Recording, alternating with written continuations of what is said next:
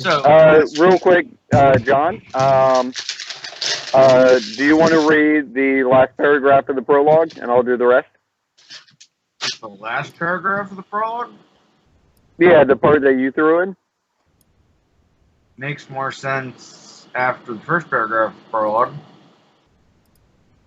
Oh, no, I'm saying, like, I'll read the prologue, and then you jump in for the last paragraph. You can read it all. But I haven't prepped it yet, and I'm bad at line reading. No, okay, I can do it. Okay, let's stop, yeah, as John said, let's stop burning daylight. Let's do this. So, last week on the end, we realized that our valiant heroes had been jumped 50 years into the future, where they were greeted by two friendly faces. Ron, the storm giant who they had freed from the cloister of storms, and their old traveling companion, Perrin, who had aged quite dashingly. For wood elves do age much slower than humans. And they learned the state of the world, which was that shit wasn't awesome. That Fenrir was indeed loose. That Brakar, for all intents and purposes, had fallen under his power. And that he was beginning to establish a beachhead on Rhea. There was a resistance based primarily out of Dione, which is where you were, and not Salva, which is where Bahamut tried to send you.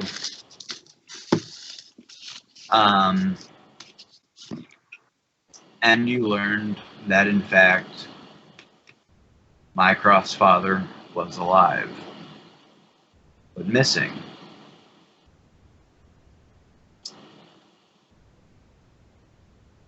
Perrin and Ron had been functioning as part of a larger effort of scouts and ambassadors and functionaries gathering intel, sometimes espionage, sometimes passing information, sabotage, intelligence, sometimes just being ambassadors, sometimes gaining information, just doing anything that the resistance needs. And their latest scouting mission, from which they were returning when your group had come out of the teleportation sphere, was trying to find information about the location of Mycroft's father. Perrin was overjoyed at seeing his friends and a strange newcomer. You saw a flash of that old temper that Mycroft very often quelled in the early days. But he calmed and welcomed the young man and welcomed, in fact, the entire group back to his apartment. For he had had a dream many years ago that he believed that you guys were, in fact, alive and not missing or dead, as many believed. And so had kept space for you guys. And as such, welcomed you into his home and considered it now to be your home as well. The next morning, after you guys kind of moved in and Aubron, to the joy of everyone, took a bath,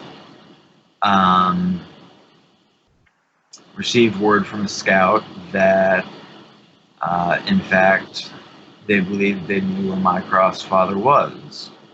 After liberally enjoying a little bit of jelly. Yes, which Perrin thought was delicious, and Aubron thought was also delicious, but a little bit strong.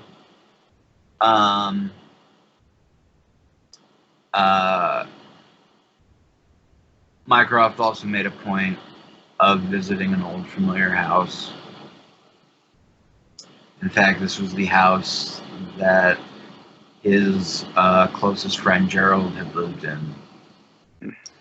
And it was in this house that an older man, in fact, Gerald's younger brother Jim, now lived in. They had a heartfelt but terse conversation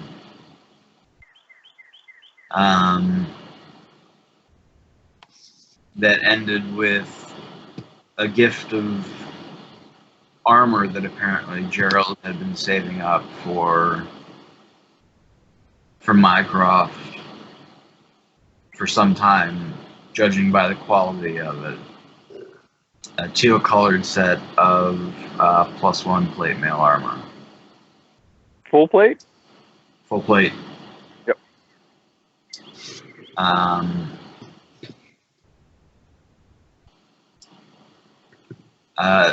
So, next morning, the scout brought information of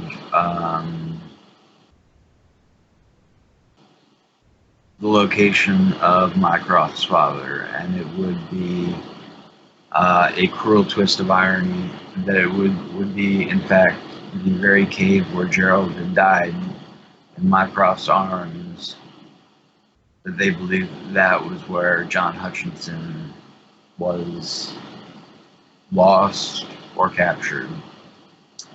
After fighting through guard drakes and blue dragon wormlings, they eventually made their way to the very spot where Gerald had died and had been laid to rest. The only remaining thing, the head of his pike, the only thing that time and erosion had not degraded. A mystical reach whispering out, saying, "Do not trust it." As they delved deeper, they seemed to find Mycroft's father, a very, very old man, who was able to peer into the mind of Mycroft, twisting his thoughts and instructing him, "Kill the bard." Which he did very, very, very much try to do. Thankfully, with the use of polymorph and me not having a token prepared, the woolly mammoth, actually a glorious bald eagle clad in the American flag, I'm not making this up, Laura, it's the only token I had, kept Aubron alive while a mind-controlled Mycroft hacked away at what turned out to be a Rakshasa, a devil from the 9 hells, who relished sitting back and watching with merriment, then mind-controlling Finn to just further fuck with the party, causing him to drop his concentration of haste on Pry and Aubron, causing them to lose their turns, and instructing him to burn spell slots and sorcery points to haste himself, Kestro, the Rakshasa, and Mycroft. However, the fight would not last much longer, as through Tusk and Smite and the will of good against evil, the Rakshasa was put down. We gave you guys way more money than we thought we did. And but less than you deserve. And in fact, it turned out that John Hutchinson, several insight checks later, and more than a couple of people readying actions, had been being held captive by the Rakshasa in a cave on death's door.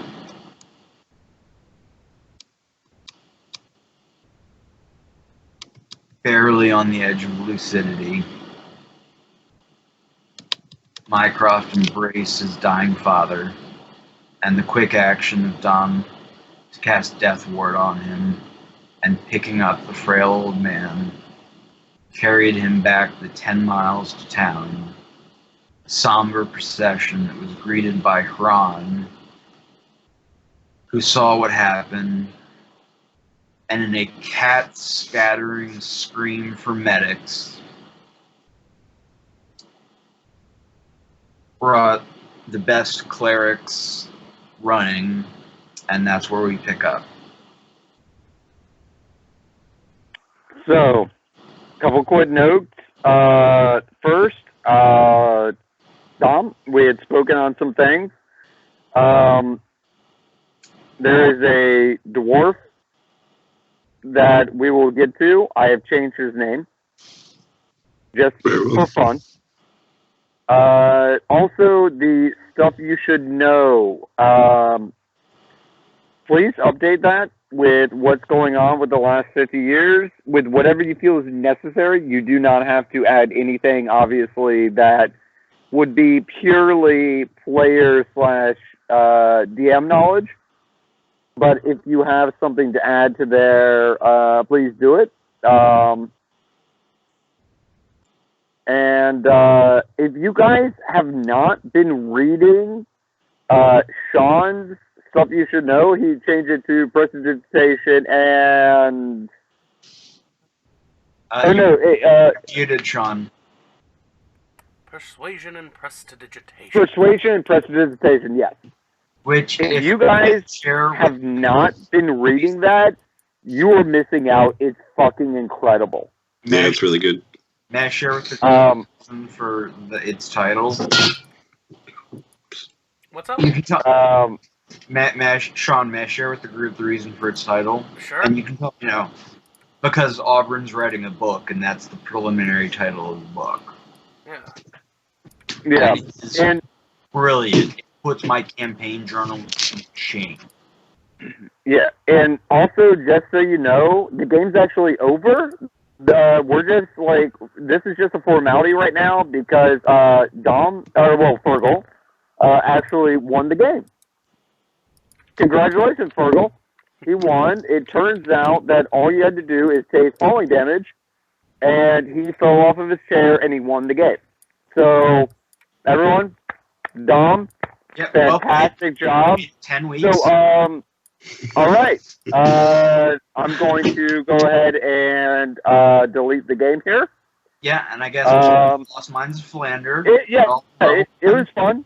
Mm-hmm. It was fun. Yeah, maybe if you guys are interested, maybe we'll do Lost Mines of Phandalin because I'm running it with this guy who's a douchebag, and he can't run it for the life of himself. Yeah.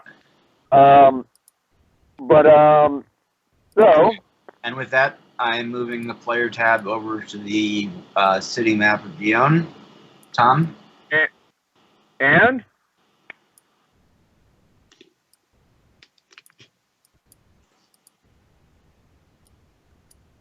Remember, zoom out is your friend. So, you guys are ruining my Ohio vacation. I'm sorry. I only did a 14-minute recap. Nobody vacations in Ohio. So, one day is a very long time. When you're anticipating a trip, awaiting a letter, sitting captive, waiting for a loved one to come home, The hours can seem unbearably long, oppressively long, tauntingly long. But when it comes to coming to terms with catastrophic world events, one day is not nearly enough time. The passage of a half of a century and the time it takes to get dressed in the morning. A looming darkness, a foreboding miasma, a winter out of time. And the changes that must have occurred. Nearly everyone you know has either passed on, never knowing what has befallen you, or they have aged a lifetime. Changed irreparably by your absence, and the slow encroachment of bad omens, forming into whispers of fear, and now imminent terror. Dom is in the smithy, pounding away at a glowing hot iron bar as a bald bearded angry dwarf by the name of Jaeger belittles him. He shouts, "No, no, I'm doing it all wrong." And he shoves Dom away from the forge. The iron rod with its glowing tip clangs onto the floor. Undeterred, Dom picks up the rod by the cool end and returns to the forge, reheating it, and then to the anvil, shaping it. His muscles flagging, but his determination driving him through. Jaeger looks at him with disappointment on the exterior, but pride in his heart. Dom is unsure how his master feels about him, but this is not the first time he's been on unsteady footing with someone he requires for guidance, and he continues to push his limits. While this is happening, Aubron has found that foul dreams have disrupted his sleep for yet another night. After keeping a brave face, he excuses himself back into his room to spend some time practicing. No one hears a lute, pipe, or any kind of instrument. He pulls off his armor and crawls into bed, attempting to get the sleep that he feels that he desperately needs. Sleep doesn't come, and he stares at the window for hours, immersed in a sense of dread that he cannot quite place. The oven's on? No, Tarjay would have taken care of that. Has he waxed his boot? Tarjay again. How's his hair? He gets out of bed, but already knew that it was perfect, because how could it have been any different? But he sees that he's sweating. I just need a little sleep, he tells himself, and tries once again to go to sleep. When sleep finally comes, he is again haunted by horrific images of fire, torture, vengeance, and the unshakable feeling that he is being hunted before waking with a start, same as the last several nights. Mycroft is walking down the street during his now routine early morning walks. He sees a man in his younger 70s, surrounded by an entourage of guards. A slight bit of recognition flashes on Mycroft's face as he turns and walks down the side of the alley. Pry is walking around window shopping, looking at all kinds of fantastic armaments that she could wear, while also trying to think of how she can tell Mycroft thanks but no thanks for what she assumes he thinks is a very, very nice hand-me-down. While walking, cigarette went out. It's not a proper prologue. Modern stripes of the modern prologue. Fire safe cigarettes.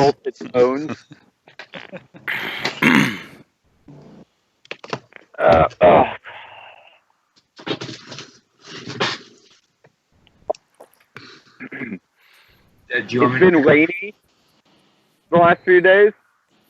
Of course, it has also been overcast in a way that is unnatural in what we're calling the month of Fantasy March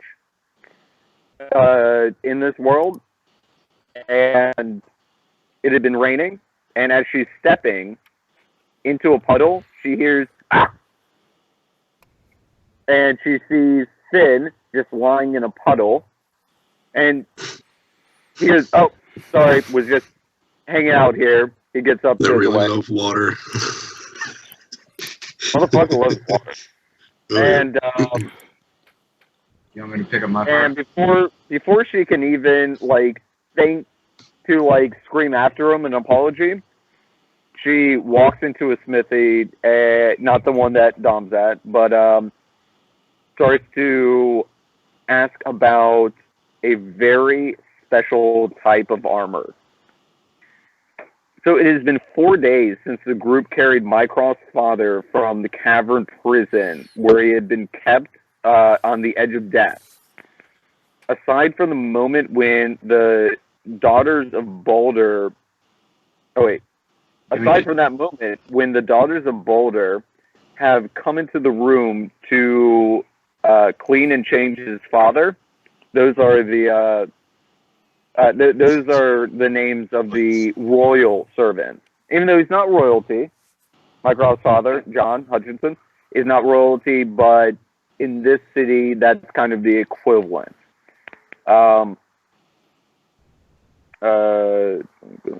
Mycroft has not left his father's side since that time.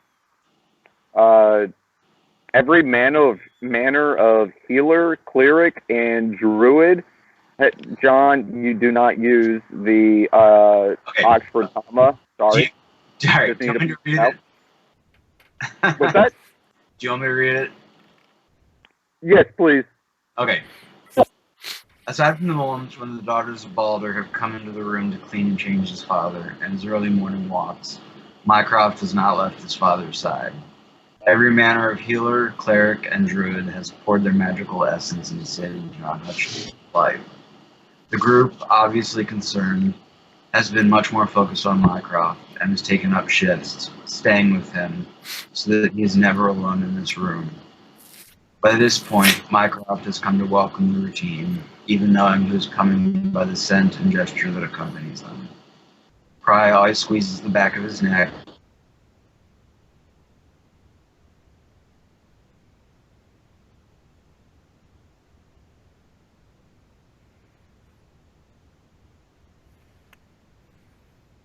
Uh-oh. I think we're out, boys and girls. I think we've just lost the call. This could be problematic.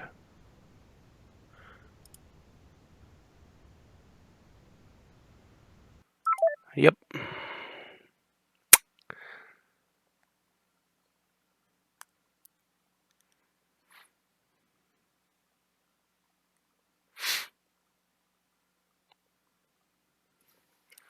I need a new scene just for technical difficulties.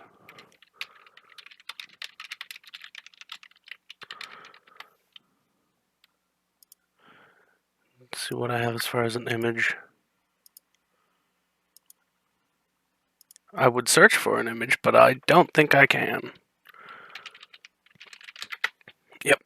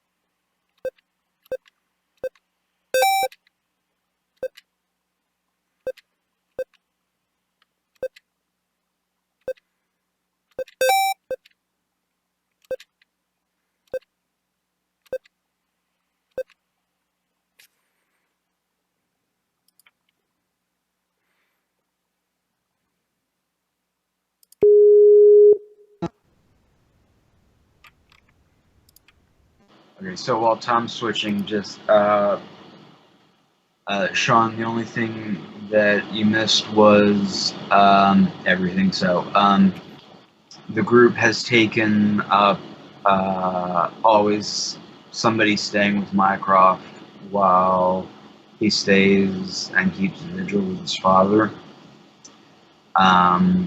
As his father's health has seemed to improve over the last several days, the one they've seemed to go out and spend a little coin on magical items, curios, weapons, and armories. The one thing that he asked you to look into purchasing was a ring of evasion, which you said you would be more than happy to look into purchasing. Of course. No problem there. Good. Okay. And Perrin's doing renovations around the house. And yeah. And then on the 5th day, as Mycroft and Finn sit silently in the afternoon sun, John Hutchinson's eyes begin to slowly flutter open. Double take. Not Sam, you're really quiet. Okay.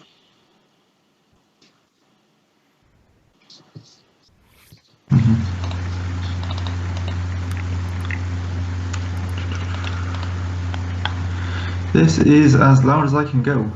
That's Okay. quite enough. Yeah, this is good right here. Okay. So I'm gonna sort of double take, not quite believing that he's sort of moving and his eyes are open. Just go, Father? Father, are you awake? Father? Finn will put a hand on his knee and be like, I saw it too.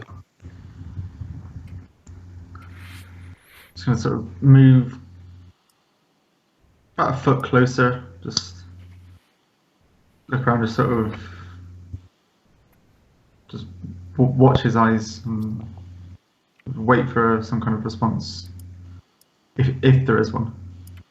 At the sound of your voice, he is stirring a little bit. This is not my laptop, and I maxed everything, so I'm not. I hear you. Okay. Yeah, your audio's great. Okay. Yeah, so you're by his bed, right? Yeah. In the what deity does your father worship?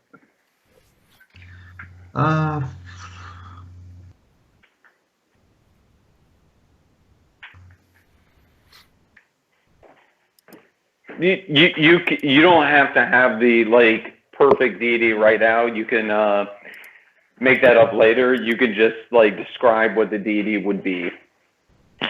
Sort of one of law and order. Okay. So he's in the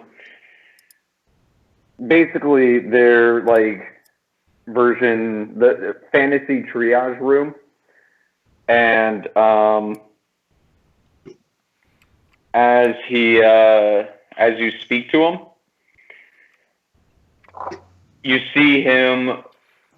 Okay, describe where your body is in relation to him. Sort of, if there's a bed sort of to my left, I'm sat facing the head of the bed. Are you touching him? It would be on his left arm. Okay. Top of his left forearm. You see his right arm reach over towards your hand, shakily, and please do a perception check.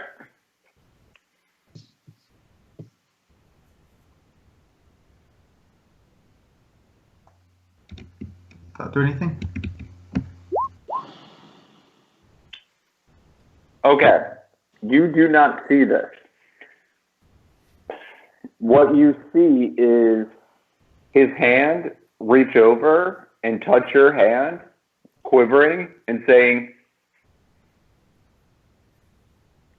Mycroft, my boy, how can this be? But what you do not see, and what we have as exposition here, is his hand did not actually move. But you're seeing it like a hand that moved up and touched your own.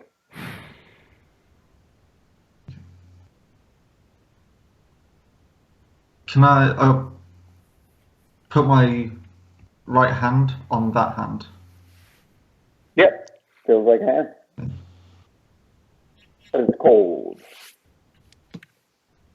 But that's not to be unexpected. No, that's fine. Father, it's me. I can't explain now, but you're alive. Sort of taken back, not overly sure what to say. Just how are you? Can I get you anything? Are you thirsty, hungry? Please, can I do anything for you? Can you remind me of your mother's name? Mary. He says, just get Mary. Where's Mary?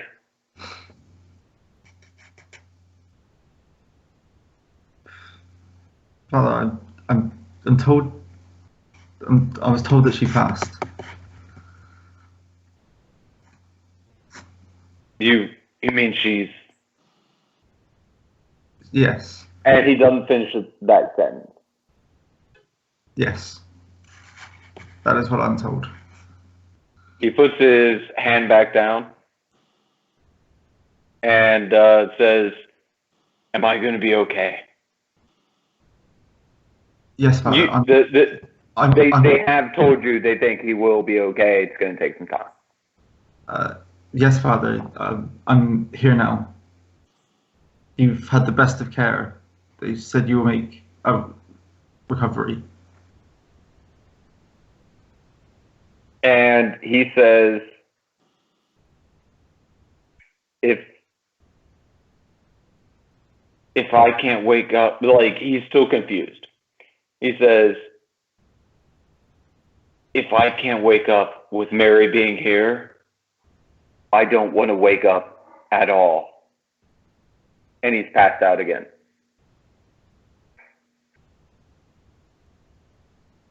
Just gonna sort of continue holding his arm and just sort of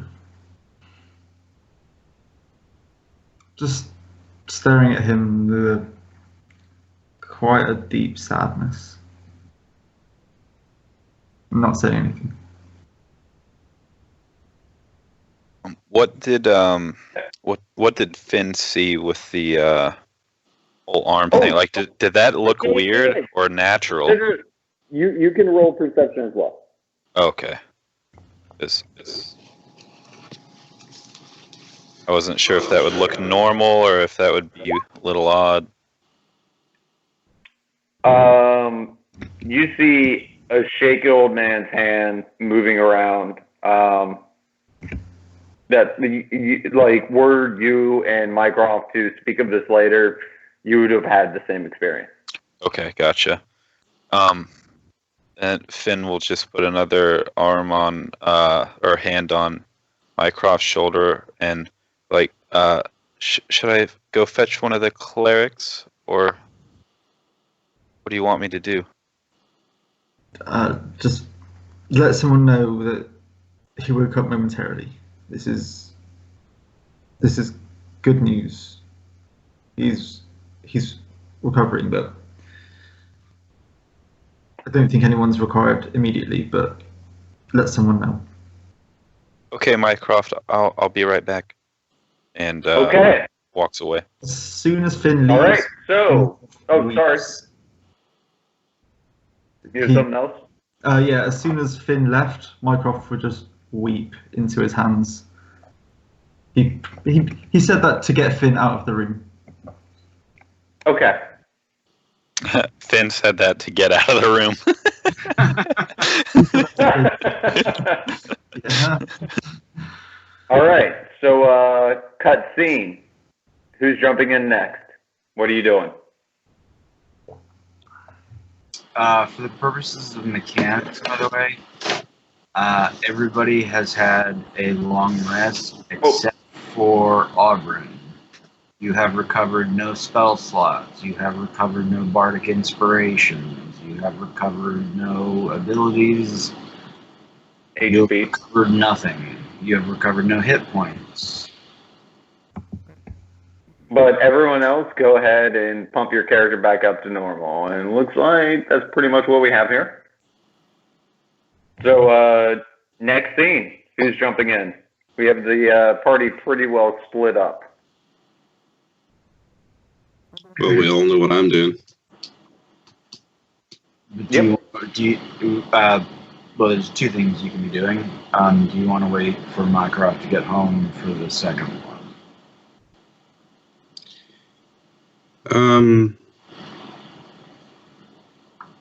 I'm gonna continue on the forge for a while, finish up the things I was working on, Okay. and I do a little bit of shopping of the things I posted to you, John. Okay. First thing I want you to do is roll me a strength check. That's literally left hand of your sheet, strength check.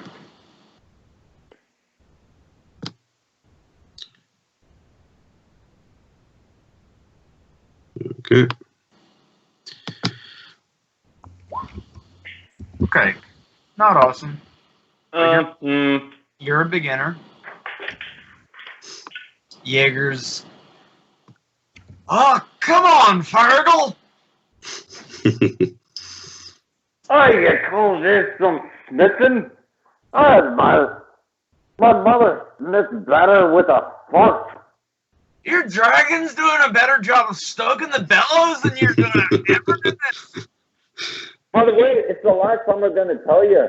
Get this little shit out of here. Yeah, we're approaching the bad Scottish accent, but tough love to the smithing instructor. Oh, that's all right. But you are making progress. Okay. So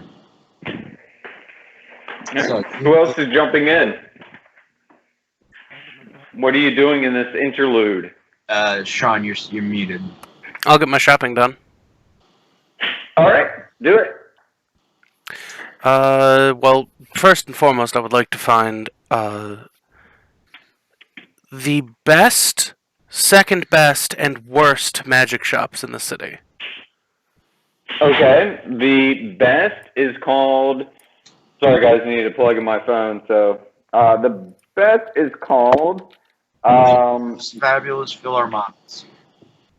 Fabulous Philharmonic. Yep. The second best is called Jacob's Fine Magicery Sundries and Emporium. And the best is called the Ocarina of Instruments. The worst is the So, what was that, Ocarina John? of Instruments? Yeah. Okay. So those are the three different places. Alright, take a quick stop in over at Jacob's Fine Magicery real quick.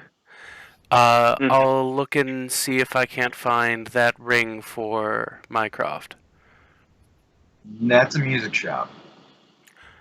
Jacob's Fine Magicery or Fabulous Philharmonics and the Ocarina of Instruments? Magic shops. Huh? Probably the Philharmonics, that's the instrument shop. Yeah. I wanted the magic shop. So Jacob's Fine Magicery I thought was the magic shop. I'm so confused. Magic shop. Okay, got it. I was looking for magic shops, right? Yeah. Yeah, Sorry, that's what I heard. Mm-hmm. 1 and 3 are instrument shops. Number 2 is a magic shop. Okay. I'll go to the magic shop and see if they have what was it that Mycroft had asked me for? Was it the Ring of Evasion or the Ring of Evasion. Evasion? I thought so. Okay. I'll go in and I'll Okay. You walk in, and a 15-year-old human girl goes, "Hi, Hello. hi, hello, how are you?" I'm doing fine. Uh-huh. You look like someone inspired to buy something magical to help you out. Is that why you're here? The rest is for is. customers only. But I nice hair. Thank you. And yes, I'm here to purchase a magical ring. If you could point Okay. me in the direction of a display I case, have this perhaps? one. It's a mood ring. It'll tell you what your mood is. It changes color. I'm alright. Could you point me in the direction of the owner of the shop, please? Oh, he's drunk. He is. I take care of the shop while he sleeps it off. I understand that. Some people they have weak constitutions Yeah, from time to time. Daddy's a nice man, but gin makes a man mean. You know what they say. Yeah, stay away from whiskey. Yeah. Anyway, Hmm? I'm not He's quite looking racist. for. That's why he always says stay away from the Browns. Hmm. Wow! Kids say the darndest Class act. things, don't they? He's the racist one. Tieflings. This is the session that I start recording everything, guys. Wait, we're recording? Yeah, it's not streaming. I'm recording it. So He's you know, the racist one, not me. I He just drinks gin. I know, and he's raising a child that doesn't know how to flavor her sentences. All right, young lady. Jesus.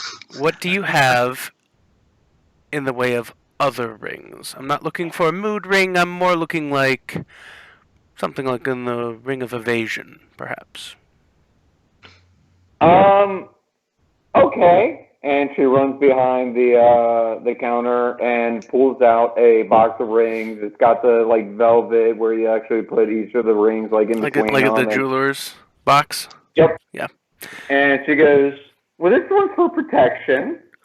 Let's see. This one is going to help you if you're on fire. Okay. This one is like the same for fire but cold, and she like pulls it out and she looks at the price tag and goes, "Oh yeah, this one is probably beyond your price range." Yeah, My dear, that's you've never how it works. asked my price range. Give me a charisma check.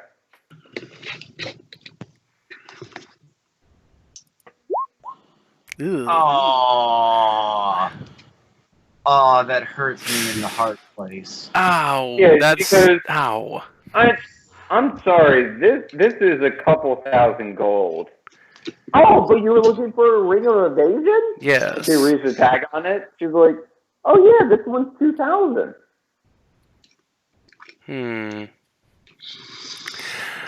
Alright, let's set that to the side for now. I'm also looking for some other things. What are you looking for?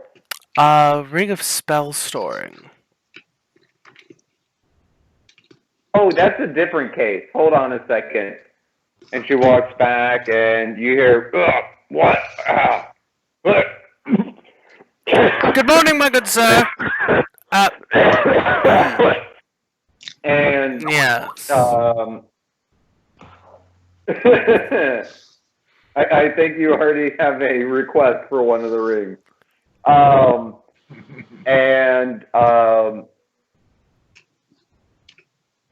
You guys have. And so, the father comes out and he goes, "Oh, a customer. Just one second. Oh, God. Oh, man. I have to brush my teeth." And you see him dip basically something like a toothbrush into a jug of gin, and he starts brushing his teeth. And he says, "So, a ring of Spell storage? Right. Yes. I might have one. What are you looking to spend? Enough.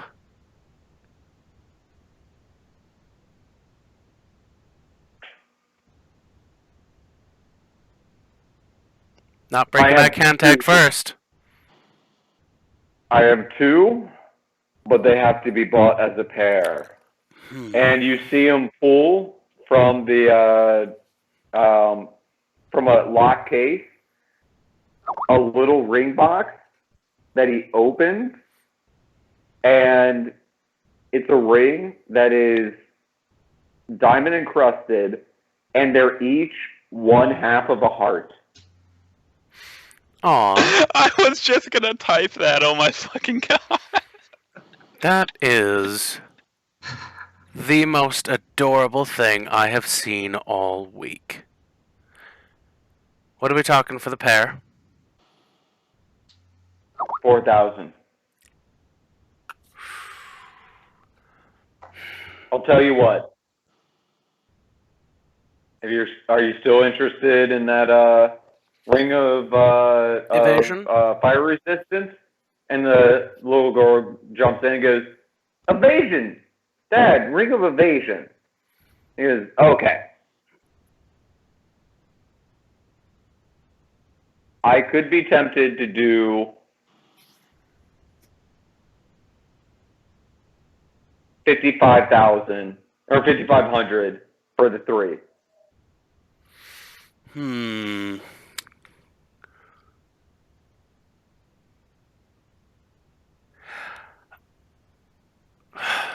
I could do 5,500 if you throw in 6 mood rings as well.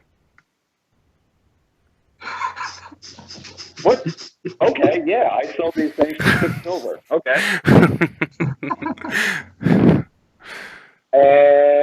Okay, are you gonna do it? Yeah, I'm gonna do it. I'm gonna get the. I'm getting my Google Drive thing open as or do well. They are totally toe rings. mood toe Oh, the rings? mood toe rings for sure. Stamped. 3 and 3. Stamped. Done. Okay, mood toe rings done. I'm just gonna give mine to Slayer. Real quick, make sure that it's. It'd probably be like a necklace for him or something. Always angry. What does black mean? I don't know. It's not on the scale. And Aubron, can you give me a quick Arcana check? Sure.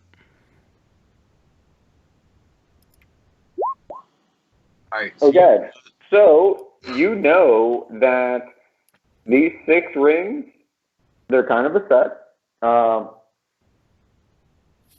Or no, it should be 5. Why are you getting 6?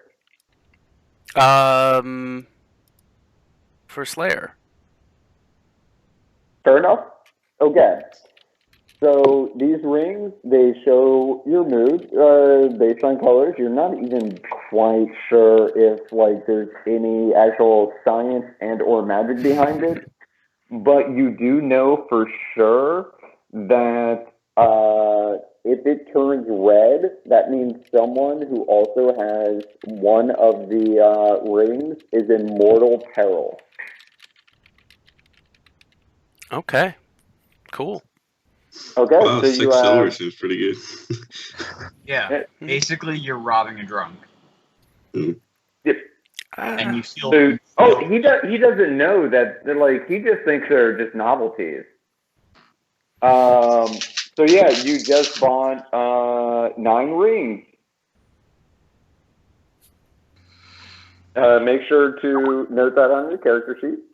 All right, I'll have all the rings. Buy 1 more, and you can wear them all home. You mean I want to buy 1 ring that would be more powerful than the rest, perhaps? Oh, jeez. Maybe you roll them all. We're not even going there. We're not going there. It's okay. All right. Bind them in a dark room. Ring of invisibility, get that. By the way, if any of you want to use any of these rings as a thumb ring, you're automatically being kicked from the game. Yeah. There are toe rings. There's Toe another rings option. are fine. Toe rings are fine, but you have to be wearing flip flops and you have to be in Key West Yeah. Oh. And a puka shell or Mallorca. is required. So to activate. Okay. Okay. Where else? Aubron. So, Aubron. Aubron. Yeah, next stop would be the... We'll check at Fabulous Philharmonics first. Okay. Hello. Good day, sir. Welcome Always to gay. Phil's Fabulous Philharmonics. Excellent. I am looking for an upgrade. And I take my lute and I hold it out and I say, woo me. Woo you? Well, I shall. What's this guy's name? For? We don't have a name yet. I haven't asked it. Isn't his name Phil Harmonics? Why, yes, it is. Phil. Short for Philip. No. Nope. No, just Phil. Lovely, lovely, lovely. Sir, please. I'm looking for something special. Well, I'm right here. Oh, please. That's only for the off hours. I mean, in the form of an instrument. Lutes are my specialty. Bitch. You've insulted him. Oh, You'll never get your behave. magic lit now. Well, we have some lutes. And we have some lyres. And then there's the back room. The back room. Am I to infer what goes on in the back room, or is it the special reserve? Oh. Ah! Part of me wants to meet you in the back room anyway, just because it'll be Oh. fun. Part All of me I is... want you to meet me in the back room. But let's conduct business first. Business first, yes. Of course. Can we pay you to talk like that forever? So... I've heard of many legendary... Oh, you can't afford Instruments. legendary. No, not a... I mean of lore, is what I mean. Okay. Something manufactured by Klee is Klee, really what I've been looking for. Yes. Yes? Mm. Mm-hmm. Do you happen to have a Klee lute or Klee lyre? Little lute and a lyre? Aren't you a dandy little fellow? Well, yes, I might happen to have a clean lute. It is not cheap. Well, of course, nothing I sell is cheap, but it is not inexpensive. For a fine instrument with such Like properties, myself. I would not expect to simply run off and buy it out of a second-hand shop. I would Well, this is expect not a second-hand shop. I know. That's what I mean. I would expect to pay for such a fine instrument. Mm-hmm. Yes. What are we talking about as far as payment, sir? What is the price? Well, to be perfectly honest, I wouldn't even consider it without hearing you play it first. My dear sir, you would know that all lutes of magical property need to be attuned before they can be played.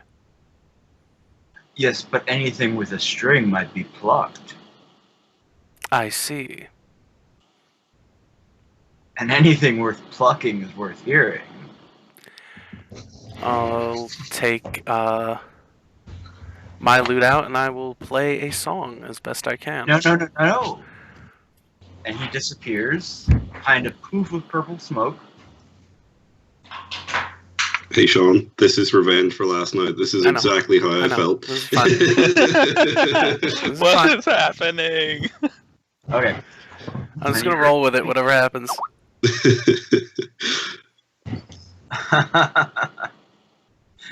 Oh, God.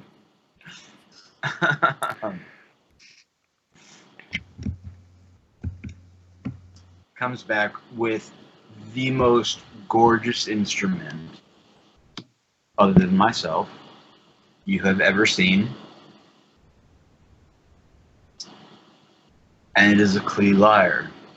Not a Clee lyre, a Clee lute. He hands it to you. Now, my dear boy, with the beautiful eyes and the beautiful hair. This is an amazing piece. Yes, I know. And the lute's pretty great, too. But, while the magical properties of the instrument, as you correctly surmised, will not come out to play until you have attuned to it, the musical properties Fergal, yes. will show themselves worthy if you are worthy. So sing me a song, for you're the bard, man. All right. I have to sing him a song. I'll get a song. Just for him. Yep. Oh, boy. I hate you so much.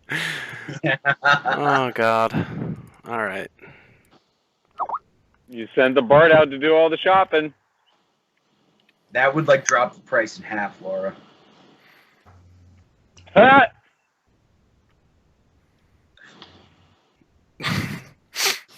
I whip my hair back and forth. I just start strumming on the lute. Price. And, why is it hard to sing when I'm playing for my... Literally playing for my dinner, but it's... Alright, shit.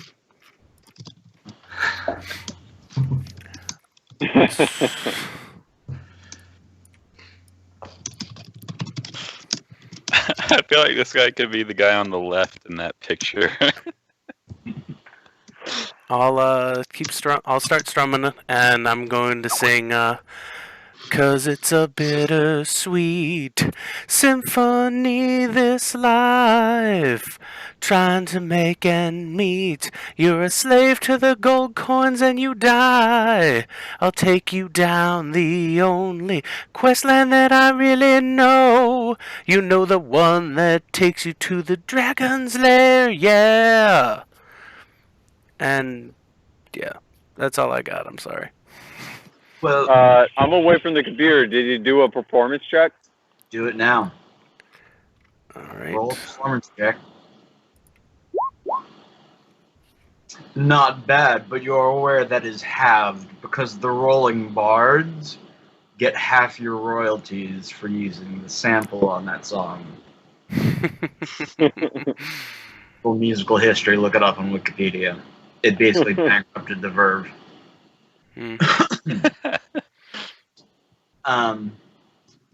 Well, alright, very well then. That wasn't bad. Alright, it was pretty dandy. Let's say... Pretty Dandy, by the way, is actually Phil's nickname. I am a pretty dandy. You could call me Dandy Warhol if you like.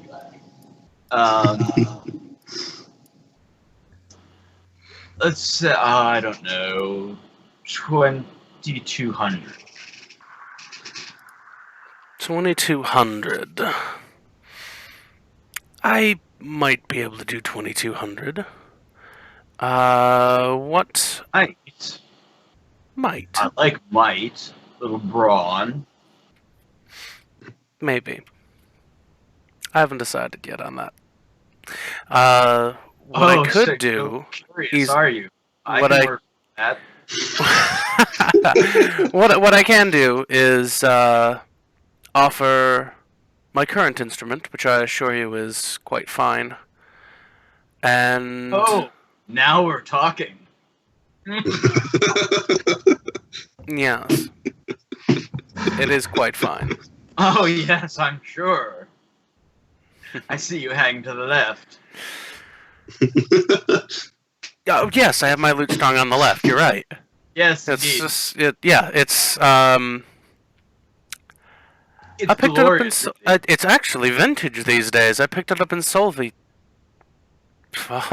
Going on 70 years ago now. You'll see that it is marvelously preserved. Oh. No. No?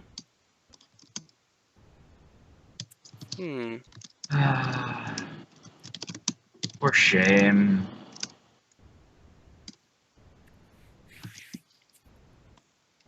I have so many old things in my life. I'm surrounded by them.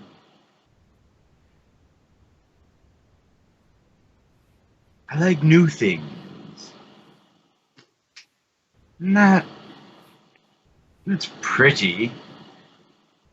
And it's well kept. Yes, it's magical.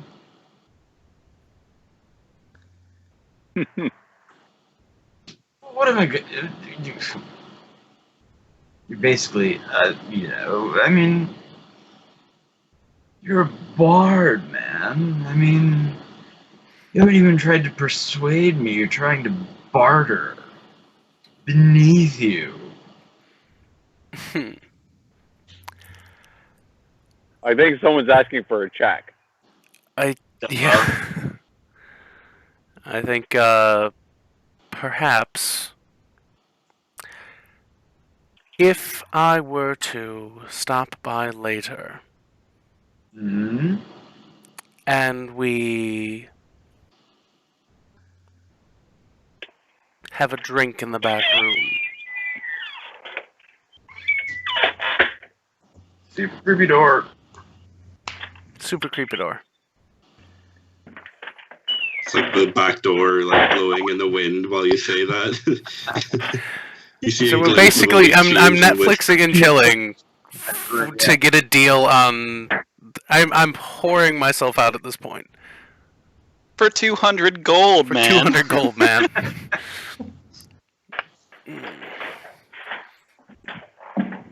He's just pretending. He really wants it. Just say no kissing on the mouth and no butt stuff, and you're good. God, man, you're like trying to get a lemon party for 200 gold. I mean, really. I just. It's like... I can't metagame this, but I'm disappointed in you, Shawn. I really am. It's what that my character wanted. isn't going to attempt to do anything. Persuade me that you deserve this instrument.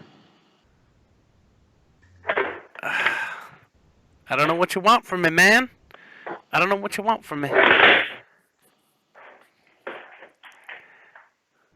Tell him you have a cute half-elf friend who's needs company. So wait, we send you to go out and get some magical items. You come back with herpes. Nope. God, just to move things along, I'll put down the to 220. We've already established with Anthony that there are no herpes in our campaign. Oh, fair Well, enough. at least there's that. Well, there is Yeah, none. I'll just put it down at this point because I don't want to stoop to the level of whoring myself out. Well, Fergal has lesser restoration too, so That would be greater restoration. Actually, that would be wish. Herpes is wish. Pry's got lay on hands. It can remove diseases. Herpes is wish. does she want to lay her hands on that though? Herpes is a wish spell. like syphilis, the clap, that's greater restoration. Herpes is a wish spell. Yeah. 2 Look, seconds. dear boy, for one, if So I I wanted to need fuck to you, stop for 10 minutes because I'm being asked to pick up my drunk parents from the pub. okay, It's 5 Well, minutes down the road. I've got to humiliate Shawn a little more, so we'll have you Yep, back in 10 keep going. minutes. Yeah, cool. I shall see you very shortly. Yep. I'll leave off. Okay. Dear boy, if I'd wanted to fuck you, I would have just said so. But it's nice to, made feel special. And you didn't even try. Give me the 2.2 and get out of my shop. Done. Wow, Shawn, And you're really before bad at this you- gay stuff. Before you leave, he goes, and I'm sorry, I've got so many of these laying around. When they drop these off, they just give them to us. And he opens up a little box, and there's a pick. And it's like when you buy a pack of cigarettes, and they're like, "Here, take a pack of matches." No, they give you So really he offers you a pick. Yeah, and it says Fillmore's Fabulous Philharmonics on it. Just so you always know how low you sunk.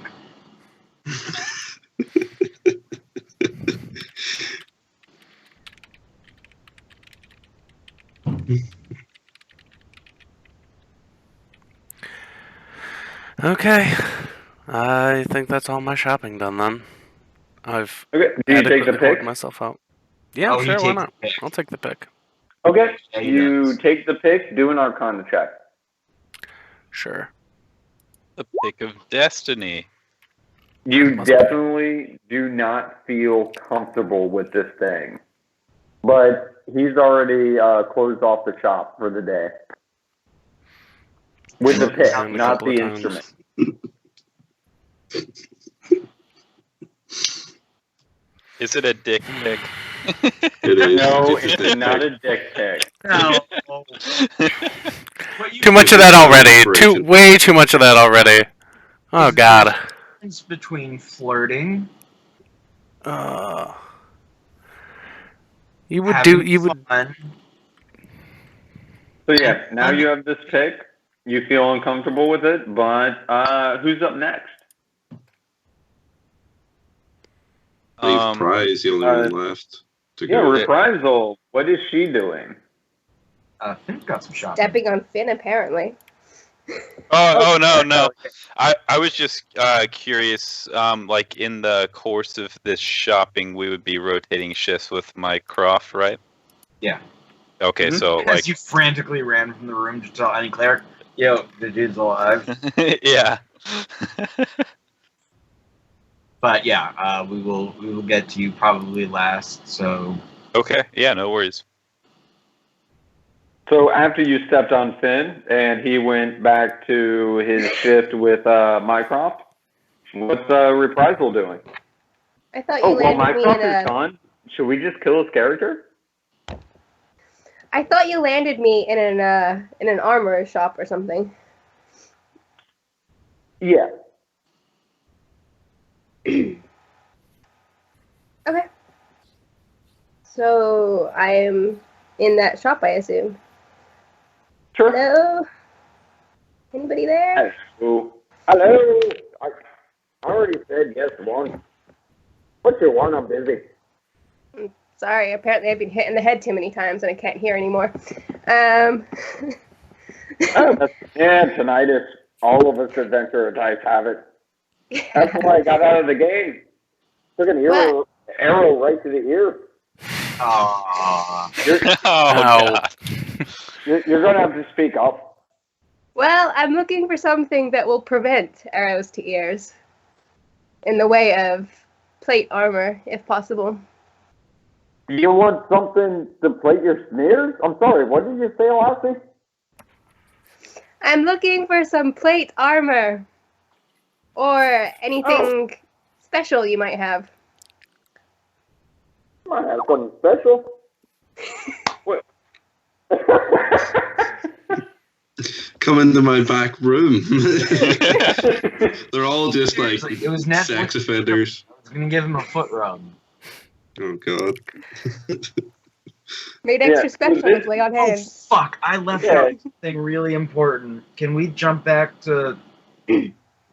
Yeah. Go jump. I'm sorry, I left out something super important. No, you know what? Actually, I'm gonna leave it out because. Yeah.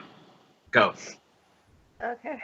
Okay. So yeah, this is a half-elf man who's about 5'11". That's his age, not his height.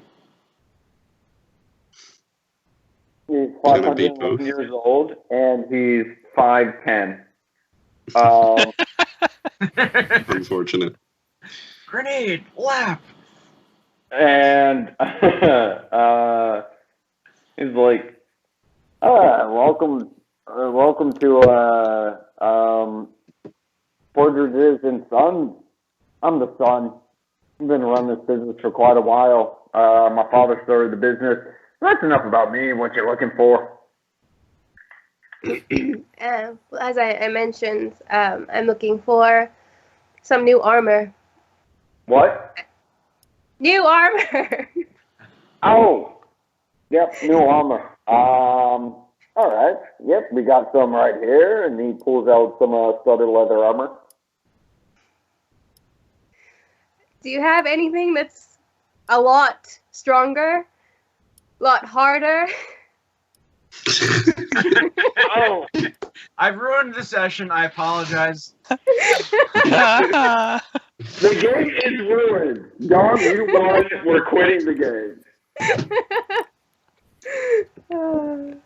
And he goes, oh, yeah. And he starts pouring you a drink. No thank you. I don't drink alcohol. That's what you asked for, wasn't it? Do you have a pen and paper? Oh, yeah, go ahead. His name is Lassie. And the dog comes up. He goes, right here. Are there any, like, is there anything on display? Yeah. You see there's, like, plate armor and stuff like that. There's, give me a perception check.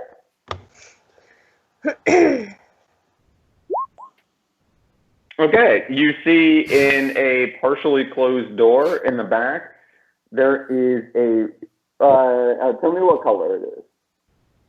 Blue and silver. I'm sorry? Blue and silver in a completely there's uncoincidental. Blue and silver, it's basically silver with like blue patterns like engraved into it, adamantite armor. Mm-hmm. And he's still confused why you're looking into his back room and not petting his dog. I will pet the dog and then point in the back room. What's that roll armor? a handle animal check? No, I'm kidding. No, shit. Okay, fine. The crowd demands it. Okay, yeah, the dog walks away, unimpressed. You didn't scratch behind the ears. I'm obviously more of a red panda person. Yeah. What can I say? So, you point to the adamantite armor back there? Yeah. I've been working on that for a good 2 years. Is that something you're in the market for? Sorry, we got a little echo. Yeah. What was the last part of that? Is that something you're in the market for, Lassie?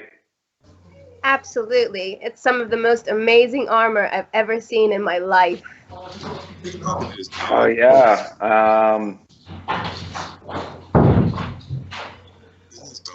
So, if I understand you correctly, it's the most impressive armor you're looking for your wife. For your wife. That'll be about Usually it goes for about 5,000. I'll give it to you for 3,000. Because if I understand you correctly, it's the anniversary gift. It's what? It's the armor you're looking for your wife, right? No, for me, my armor. I am helping to defend your city and defend the continent, and I'm hoping for an upgrade in armor, and your suit of armor there looks absolutely perfect for me. It is, I'd say, almost absolutely perfect, but I don't know if it'll help with your incontinence. I'm sure it will. I'm sure it helps with everything. Okay. How about 3,000? 3,000 is a little bit steep for me right now. Can I talk you down at all?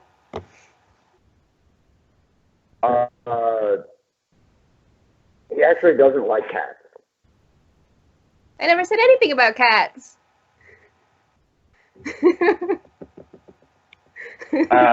No, he is afraid of bats. You're correct. And he's petting his dog again. Is there any chance I can walk past this shop and spot Pry while I'm doing my shopping? Give me a straight D100 and call high or low. I'm going to say hi. Okay.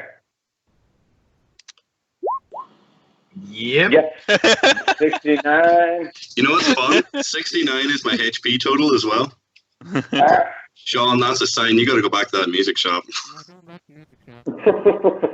You're still here. Okay, so yeah, you're walking by and you see Pry in there. There's a 411-year-old, 5', 11-inch man who is very confused why she no longer wants to pet the dog. I'm just going to poke my head in through the door and notice the stress she's having and whip up a little thermaturgy, throw it away, make her voice 3 times louder. Okay. Go ahead. Go ahead, Laura. Kind of a lot. Okay. 3,000 is a bit steep for me right now. Is there anything we can work out?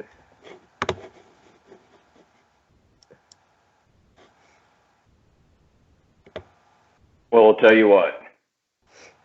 If you're going to wear this with honor,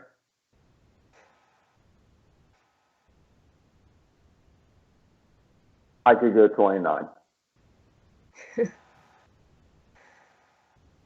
I Would you wear like to- any armor I wear with armor.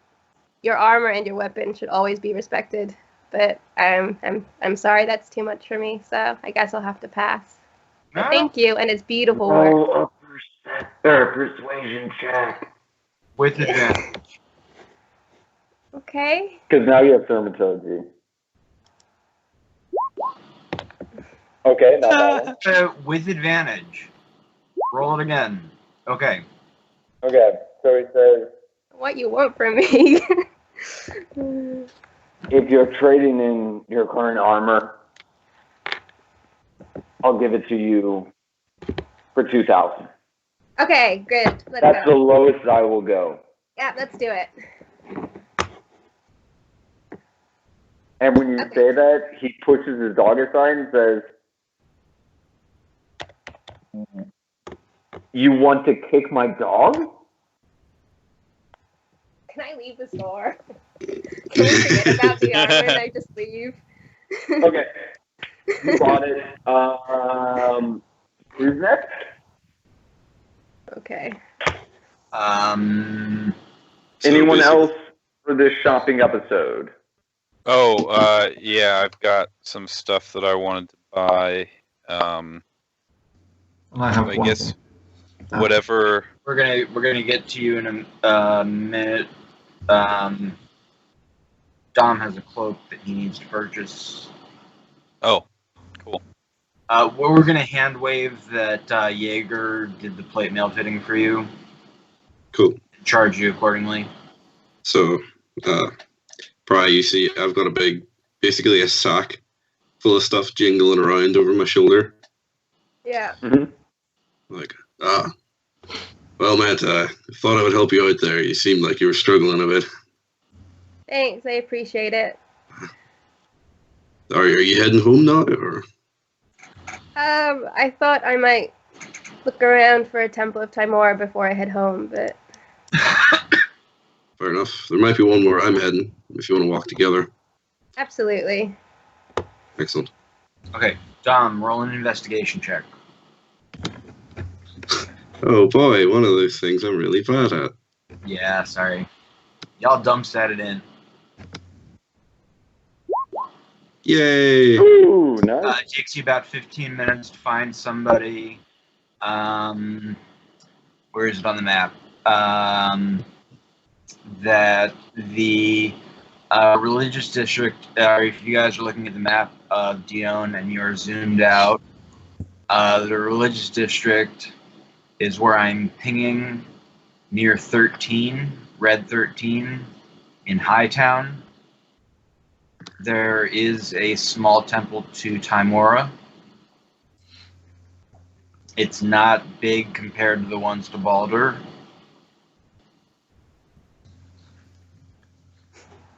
Okay. It is in the old part of town, which means it has existed for a long time. Long time, yeah. Sounds good. So we're standing in front of it? You are indeed. Mm-hmm. So I'll stand.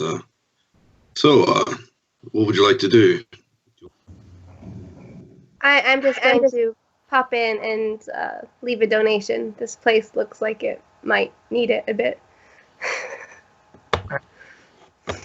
There's only an acolyte inside. He's kind of just like sweeping and doing that like super Catholic. Well, most JO Christian, certainly Christian candles, the wax. Gotta get the wax out from under the candles. He's like chipping away at it, and it's super annoying to do. He's just like, working at that, and you kind of notice, Wait. Are you sure you're not confusing this one with Phil?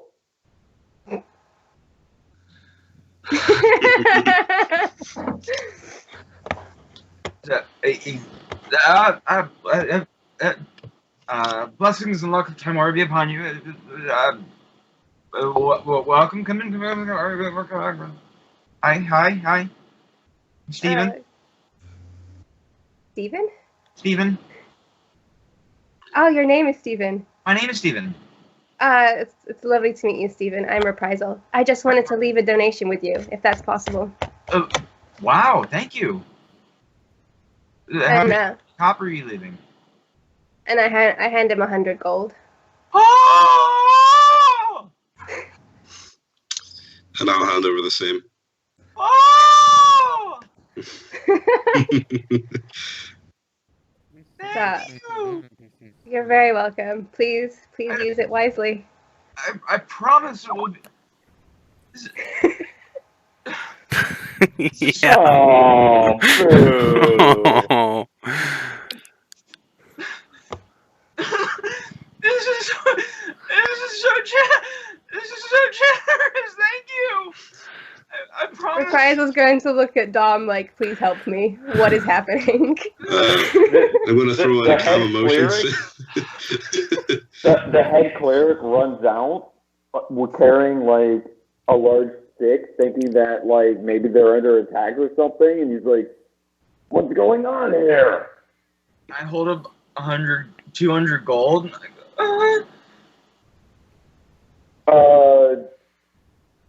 Yeah, and he drops his stick and he runs over and he hugs Reprisal, saying, "Oh, blessings upon you, blessings upon you."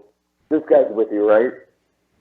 Reprisal looks slightly appalled and again looks to Dom like, help! and he runs over to Dom, and he's like awkwardly just kissing your hand.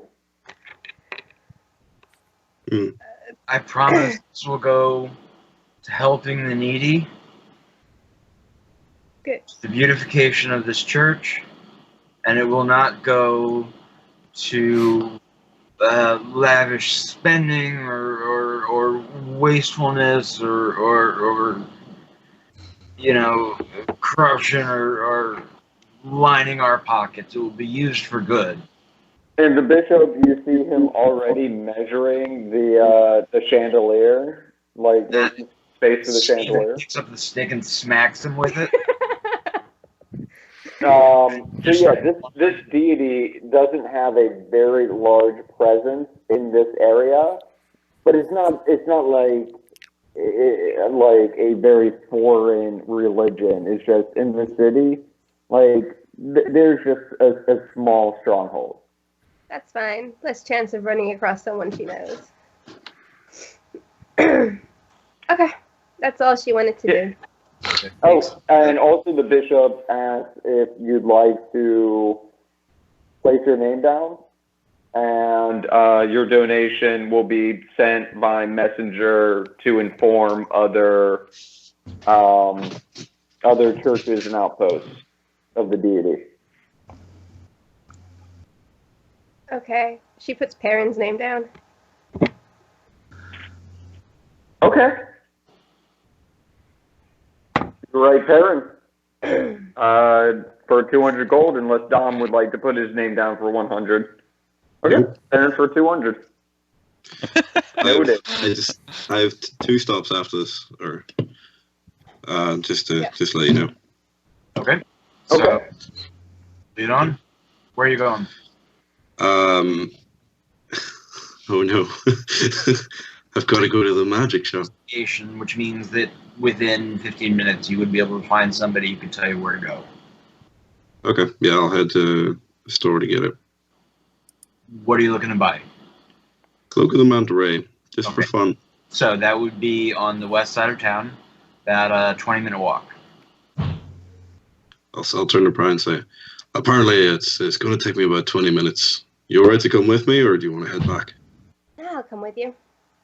Okay. You just donated to my temple. I will follow you anywhere. Well, I haven't really seen any of my temples around, so we'll head off. Do we have to? There would definitely be a Temple of Bahamut in that city. But you can hand wave that you've visited and. I just assume there wouldn't really be any anymore, because I assume Bahamut hasn't been around for 50 years. Yeah, but that's. But he's also been around for countless millennia. Yeah. And I'll just whisper something to you. Cool. Do we have to walk through the Per part of town to get to where we're going? I'm sorry, ask me again? Do we have to walk through the Per part of town to get to where we're going? The Per? Poor. Yeah, like, so like You're heading for the center of commerce. So is there an area of poverty in this city? That would be the Underbanks, northeast of the Citadel. Northwest. That's where I'm going to head next after this. Okay. It's not like, Trump describing Chicago, but there is poverty. Yeah, I'm just going to head there. Okay. And there's,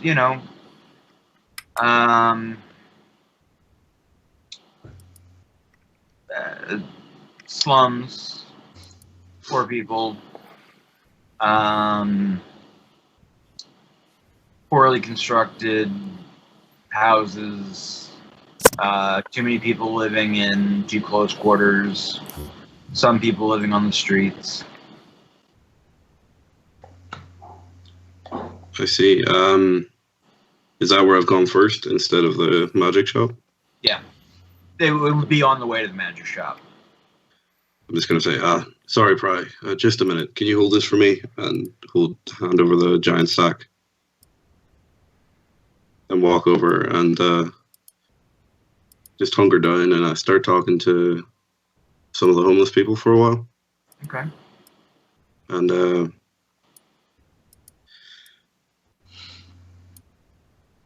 would present. Pry, look in the sack. Right, do you look in the sack?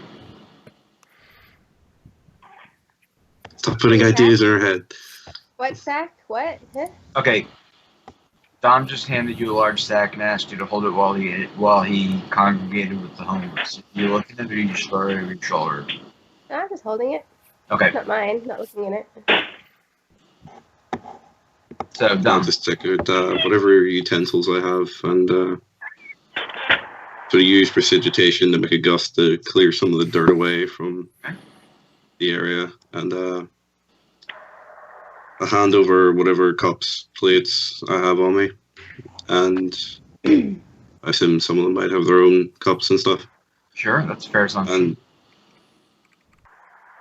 I'll create food and water. Okay. And hand everyone there a gold piece. Okay. And so when they're done, mark off probably 150 gold. Yeah. And yeah, you give everybody. I mean, that's what, like 50 gallons of water, and that's a lot. You basically open a soup kitchen in like 10 minutes. yeah. That's what I was going for. So for the better part of that takes you the better part of an hour, but you just fed a lot of people, a lot of them kids.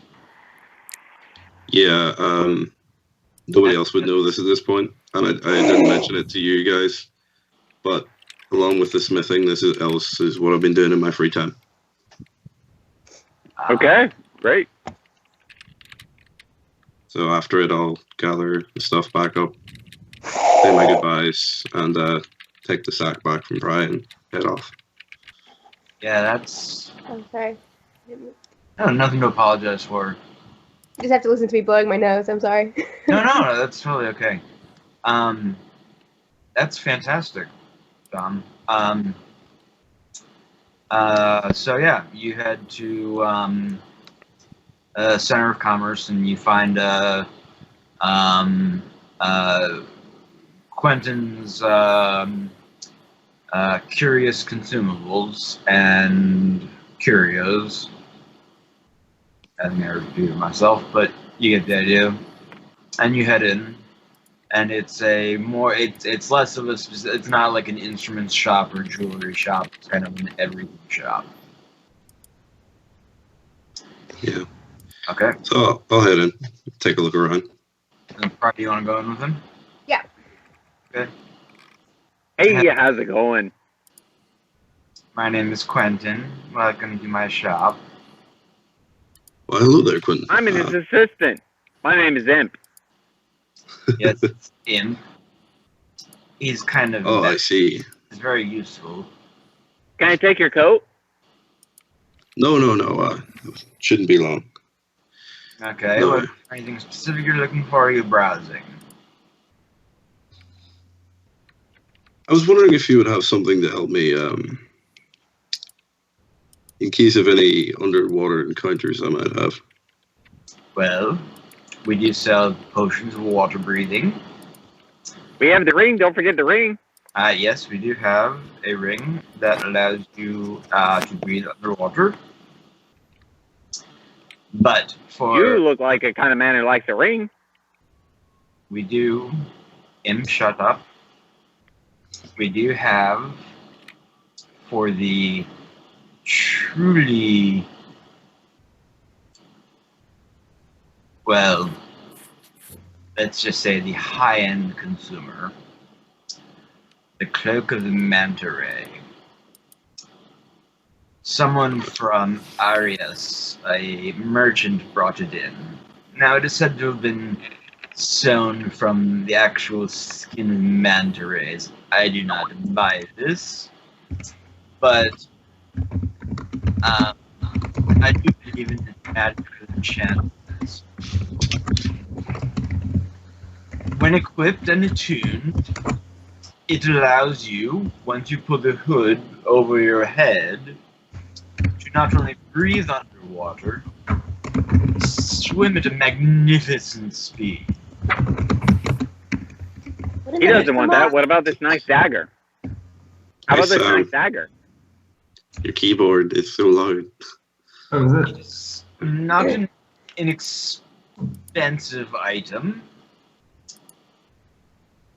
but it is a worthwhile one if you're interested. Yes, that sounds perfect. Well, the starting price is 2,200 gold, but we are open to negotiation. We are not proud. It smells like salmon. It does smell like salmon. That's why we are negotiating. Wouldn't worry too much about that. Would you be willing to come down to 1,600? How about Hey boss, what if we did 19? 19 would be amenable. Yeah, how about 19? And he'll prestidigitation the smell away for free. And that only lasts. This is a cleric, you know that. I also have that cantrip. He is not a fool, and we will not treat him like a fool. So perhaps you'll meet me in the middle. 1750. 18. Hey boss, Shut up. how about 1775?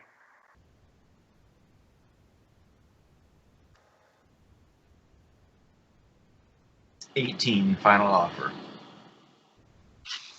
I think we have ourselves a deal. And you have yourself a cape. Let's see the gold. We also accept platinum. And We also have mood rings. Shut up, imp.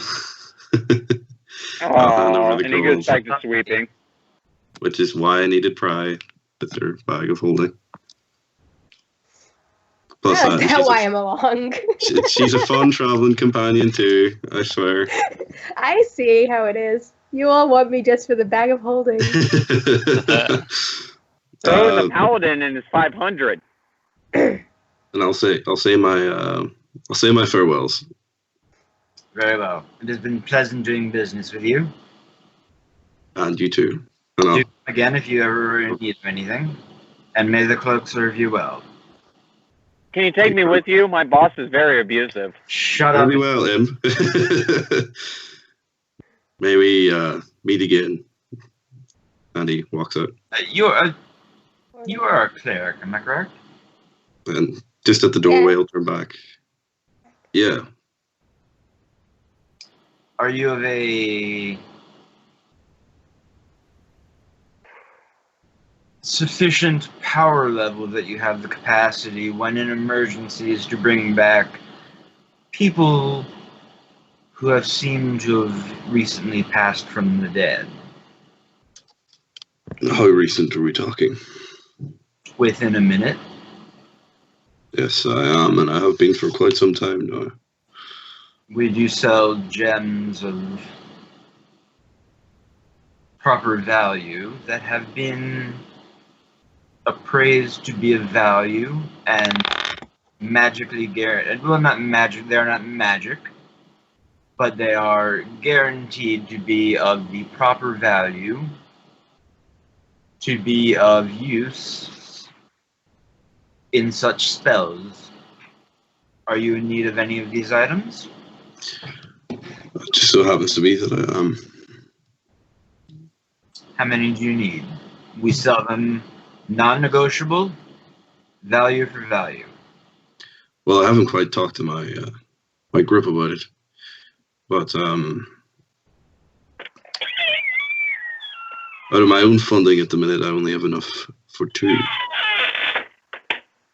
But do you have any way of communicating with your group? And like a turn of far speech by chance? I was never there for any of the games where they were actually given to people. Did Dom ever have one? You have one. Yeah, Yeah, one would I'll be in the ask the bag group. holding, at least. I'll see who I can get. You have a very ashamed Aubron on the phone. Oh. Hello? Or very... I'm just taking like 14 showers. What do you need? Just a question. I'll ask Pry now that she's back. She was outside there looking at something. But currently buying some diamonds for my Revivify spell. I was just wondering how many you think I should get. Out of my personal gold, I only have enough for 2. Though, do you think that we might need more? I figure if we grab 3 out of the party gold, I'd be alright with that. Anybody else have feelings towards it? Pry, you alright with buying 3 out the party gold? Yeah. Well, That's the majority. if the other 2 aren't fine, I'll cover the cost. See you later. And this is going to be Okay, really bye. awkward when Dom dies this session. You just have all these diamonds. Things of spell storing. That's, yeah. That's true. They were really clever about it. I went over the rules and they, with a fine-tooth comb with them. Okay, so Okay. yes, So I shall resume my Futurama voice, and yes. So that comes to 900 gold for 3 diamonds, 300 gold value each. Parcels them out in front of you. Takes the money. Yes, I just thought I'd mention it. You know, you never want an ailing friend to go down. Indeed. Hey, boss, I found those diamonds. I thought I was supposed to get 10%. Imp, shut up. Oh. He goes Well. back to sleeping. Fairly well. You as well. Both of you. Oh, silent one. We'll walk out and just take a quick look. Just a quick triple check. I'm pretty sure Pry has purple eyes, right? She does indeed. Excellent. I'll walk into a shop with my sack that does various materials, if possible, and pick something up. Okay. Gonna whisper it to me. Preferably through Skype. Yep.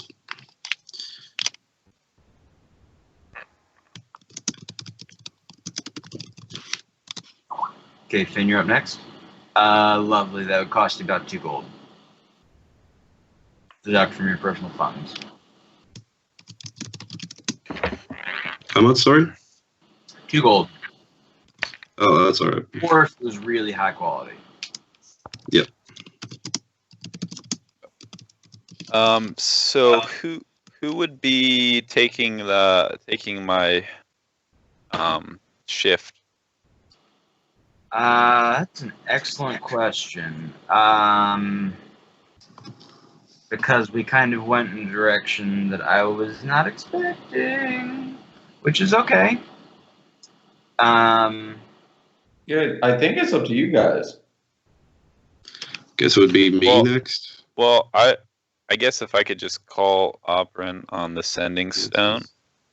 Well, you certainly got Dom and Aubron on the stones and Pry with. So you guys would easily be able to decide who was coming next. Hey, Aubron, are you around? You're muted. It was the shower. Sorry. Hold on. You'll have to speak up. I'm wearing a towel. So I was hoping to do some shopping, but I also kind of wanted to talk to you, and also I don't feel good about leaving Nothing Mycroft happened. alone I just swear. yet.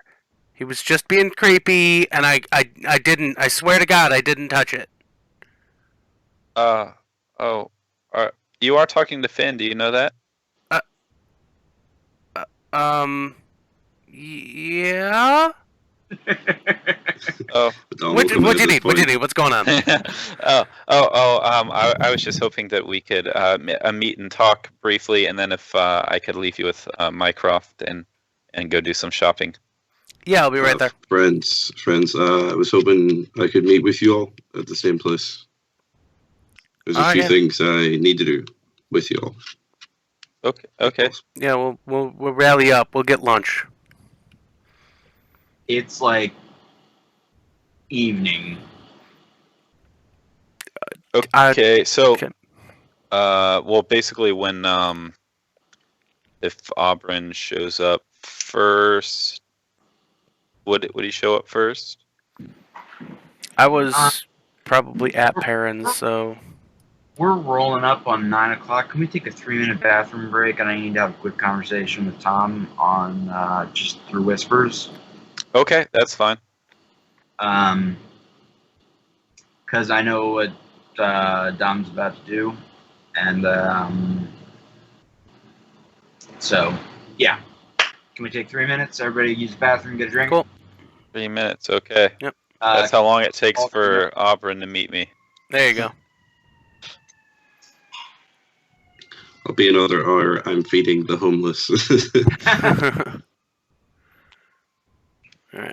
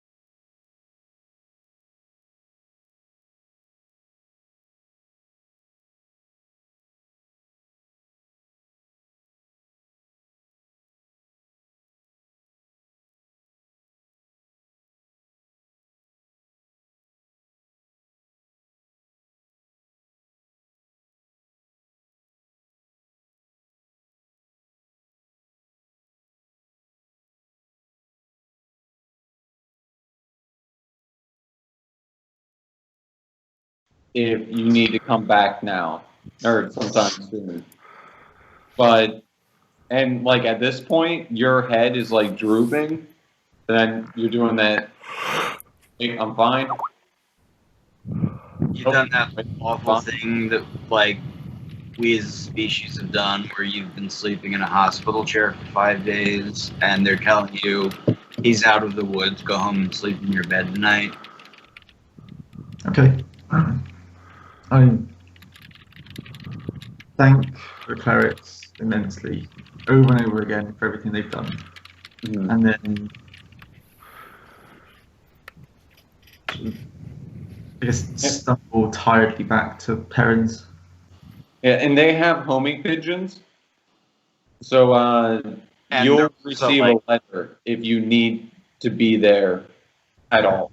But also, he's one of the head councilmen. He's got the best health insurance. I've seen what they've done so far, and it's I don't doubt them for a second. It's. Can I have been using my 4th level slot every day for Death Ward? You don't need to. You can, yeah, but you after day 2 would not have needed to. Yeah, just previously, just to make sure. Okay, yeah, absolutely. Thank you. So are we all back at Perrin's? We're waiting on Anthony still for a second. Yeah. Okay. And I am also acutely aware, Sam, there's that thing we talked about that's probably going to happen after what's happening now happens. So I'm going to switch the map over to the flat. You guys get to see the renovations that have happened over the last couple of days, and Dom gets to see it for the first time. Yay. Yay! It's great. Yeah. Oh, I love the remodeling of the fighting arena, guys. It looks great. Best house ever. Wow, Yeah. that is great. So, this is the indoor plumbing. It has a roof because so you guys aren't perverts. These are the stables. And this is the training mat so you guys don't hurt yourselves. And it's awesome and it cost me a fortune because it was custom made. Yeah. Yeah, but you know, Totally Red worth it. Pandas. A quick question for Fergal. Did you say that we knew that you were going out feeding the portraits every day, or we didn't know that? No, he's Oh, no. sing that shit. He's just like sneaking out, pissing off Curio, and no, he's not made it public. Okay, that's fine. And have I given you my armor by this point? Yep. Yeah, Okay. because he had his blacksmithing mentor resize it for him. That's fine. It's because it didn't. It happened midweek that we Yeah. spoke about it, but it didn't happen since Right. within the last 2 hours. So I wasn't sure if I bequeathed it or not in that time. But that's Right. good. So Cool. you are now at 19 AC. You are now at 21 AC. Gonna throw a lot of spells at you. You are now in adamantine armor, which is 20 AC, but nothing can crit you except for like 4 monsters, which you don't encounter until like next year. Okay. So where are we at right now? Everyone is back in our house. Is a very, very, very. Okay. So would I've gotten the wand from Mycroft? Yes, you would have gotten the wand.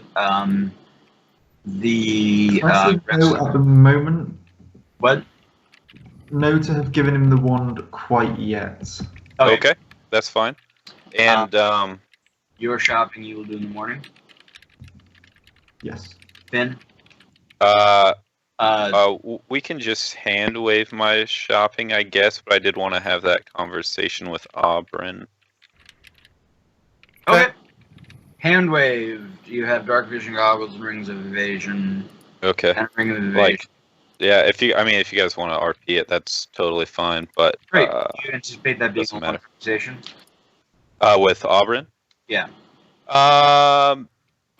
It depends. Probably not too long. Let's Would I have? The conversation is dependent on one thing, which I forgot to ask during the week. But would I have heard the Rakshasa command Mycroft to attack Aubron specifically? No, he whispered it into Mycroft's ear, kill the bard. Okay, then that conversation doesn't need to happen. Okay. Yeah, we didn't even say that. We whispered it to Sam in chat. Oh, okay. Yeah, I heard it audibly.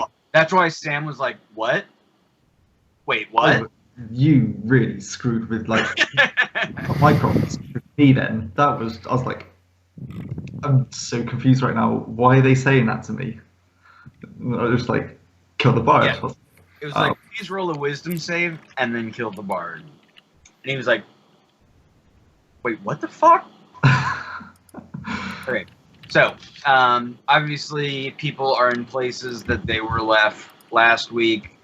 Dom would probably ask everyone to join him around the dining room table.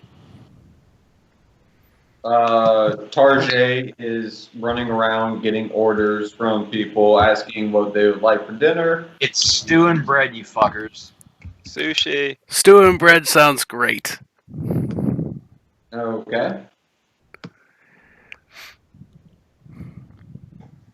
And the entirety of the rest of the game is going to be Sims. Oh dear God.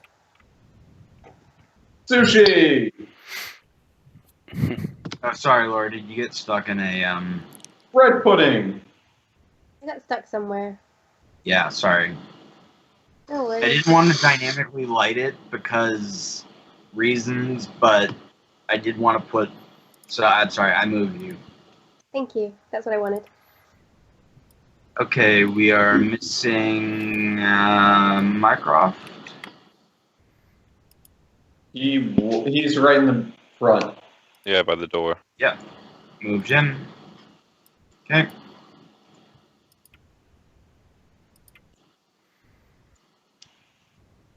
Alright, okay. By the way, guys, if you don't want to gridlock, you hold down Alt when you're moving your token, and that way it doesn't snap to grid. Okay, 1, 2, 3, 4, 5, 6. Dom. Okay, so everything has changed. You've all changed in your own way. I've changed. We're in we're 50 years in the future now, and times are hard. You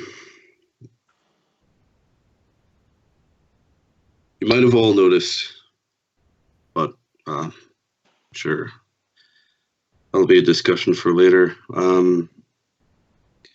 But there's something I want to share with you all. And he'll pick the sack up off the ground and set it on the table. And he sort of laughed himself a bit. He said, well, it's like some sort of holiday or festivity, but I've gotten you all a little something. I didn't have enough for what you deserve, but hopefully it'll be worth something to you. And Pry, I'll start with you. One of these things I picked up today, actually. You don't have to wear it, use it, just keep it. That's all I ask. And he'll pull out a large bit of purple cloth, like a cloak. And he takes out a silver brooch with 2 crossed halberds. Is that what you use? Glaives. Glaives. 2 crossed glaives as a brooch. And he hands them over to you. He says, Tom, does Tom know anyway all this stuff? Yeah, he knows. Cool. Next, Aubron. Jeez. I've grown quite fond of you, and your music has got me through some quite hard times. He'll reach into the bag, and he'll take out a little flute. Sorry. Tom's quite loud or something. Do you want me to continue? Are you having trouble hearing? Yeah, Tom. Tom's got some white noise in the background. Tom, you're having a little bit of audio issues.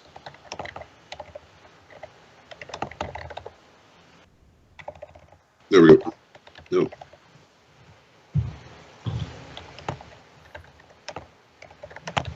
Sorry, Tom, are you near a fan or something?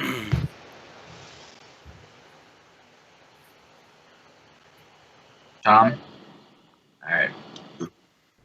You'll reach in the bag, he takes out a little silver flute.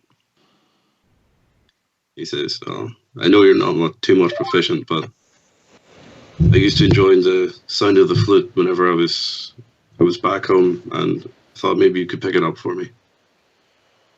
And hands it over. And he says, I actually got you another few things as well. And he reaches back in, takes out a shield. He says, I know you've been looking to use one of these. You might not be too good with it now, but maybe someday I can take you and show you. And he hands it over. Appreciate that. And I think I actually got you the most. Reaches down, right down to the bottom of the bag, takes out a little pipe. He says, I know from you talking that you've given up smoking ever since they banned it in the taverns. But this you'll find is a little bit different. And he puts it in his mouth. And it blows bubbles. And he hands it to you. And I'll move on. Sounds vape for you. And next, he looks at Finn, and he reaches deep down into the bag, and he takes out an orb. He says, I spent a good bit of my gold on this for you, Finn. It's an arcane focus, but if you look a bit closer, and he holds it up for the group to see, it's got little clockwork fish swimming around on the inside of it, and it's filled with water. And that can't be your arcane focus. It's magically enchanted. Okay. Oh, well, Dom. Oh, that is a hard view. Tom, kill your sound. I hung up on Tom. He was killing my ear.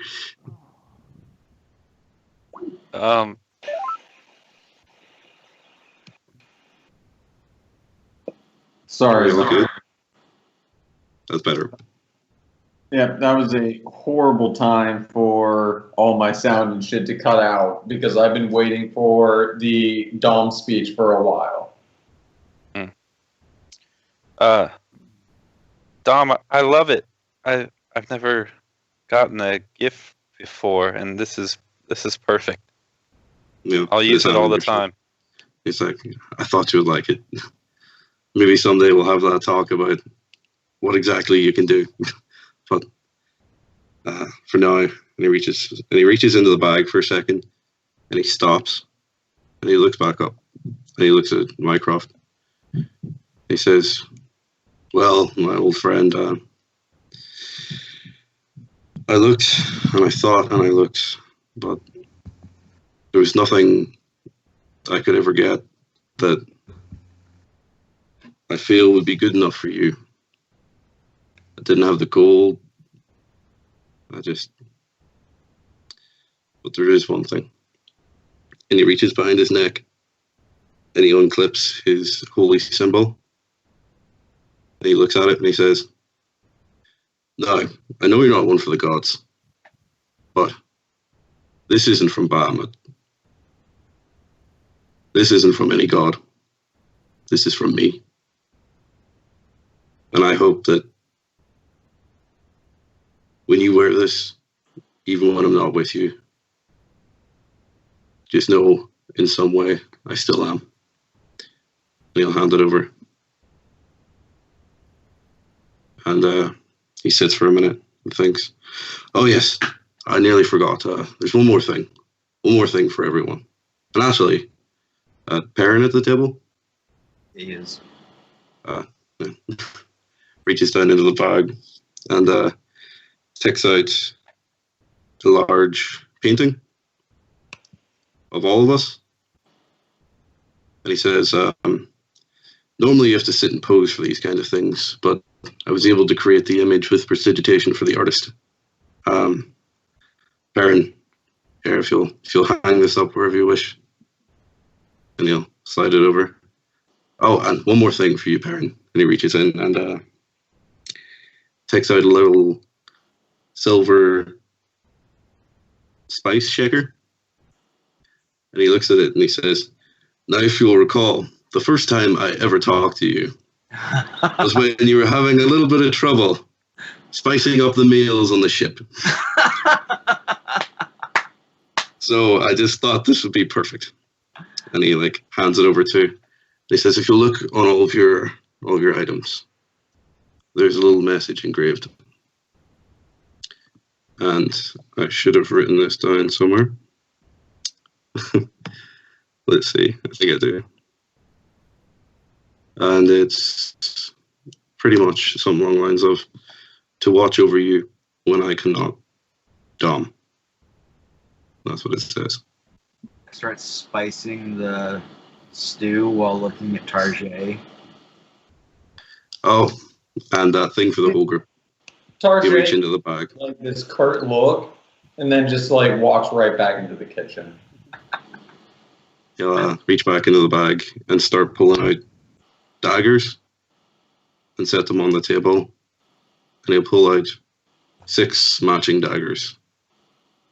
He says, I had a little bit of a hand in trying to make these, but I won't take much credit. To be honest, I probably made most of them worse than I did better. But they all have red leather wrappings on the handles. He hands one to everyone. And he says, just a little something that we can all have that'll bind us together. So we'll always be a family. So, Dom, Fergal, give Dom a point of inspiration. Nice. you can now add Red Panda daggers to your inventory, as well as the personalized items. And I am going to be taking the photoshopped Red Panda battle, framing it, and hanging it in the apartment. Because fuck yeah, that was awesome. There you go. But everyone take a minute. We'll have dinner, and then there's something I should tell you all. And with that, would you guys like to take our, like a 5-minute break? No, I'm good. We kind of had a break.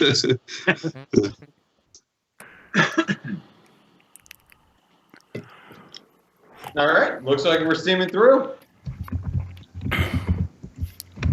Dom just sort of looks at you all, smiles, looks down, looks back up with a look of sorrow on his face, and quickly walks into his room, leaving Slayer behind.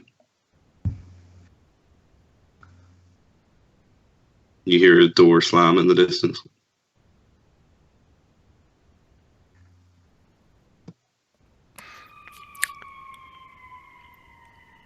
So Dom's gotten weirder, right? You guys tell me. I mean, This is not mine or John's moment. This is all you? yeah. I'm just gonna. Well, Go get a snack and just watch the fold. I haven't known him that long, but there did seem to be a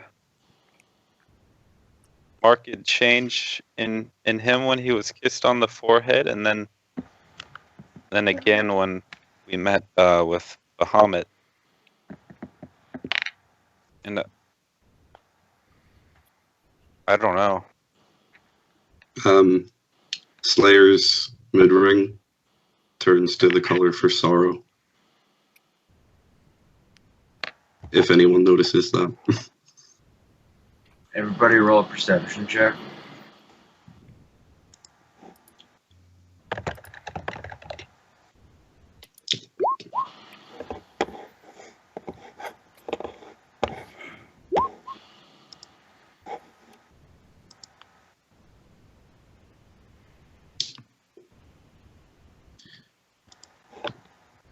And can I say, when you notice and you look at Slayer, well, I'm waiting for 2 more.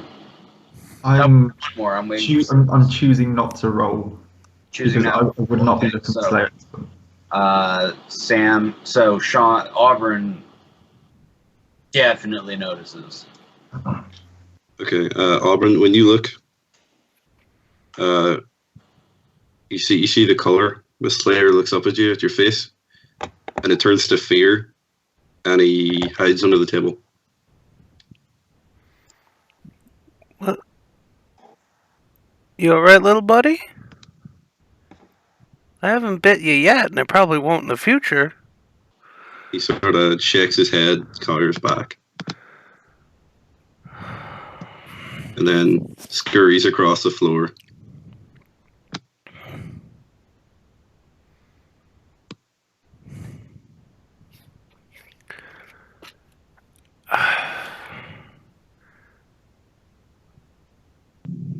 torn with going and seeing if he's alright, but I think he just needs time right now. Whatever's going on. Since he gave me the Bahamut necklace, I've been sort of just holding it in my hand just in front of my face, staring at it. That's why I didn't roll to look at Slayer, so I've not taken my eyes off this. And I'm just going to say,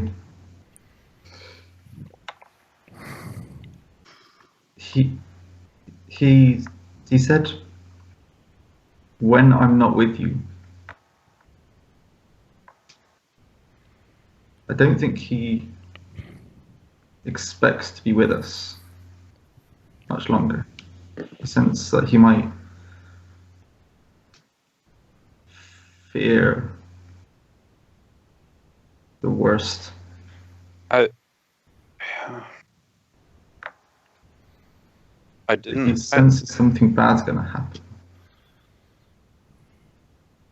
He's been so close to his god for so long. I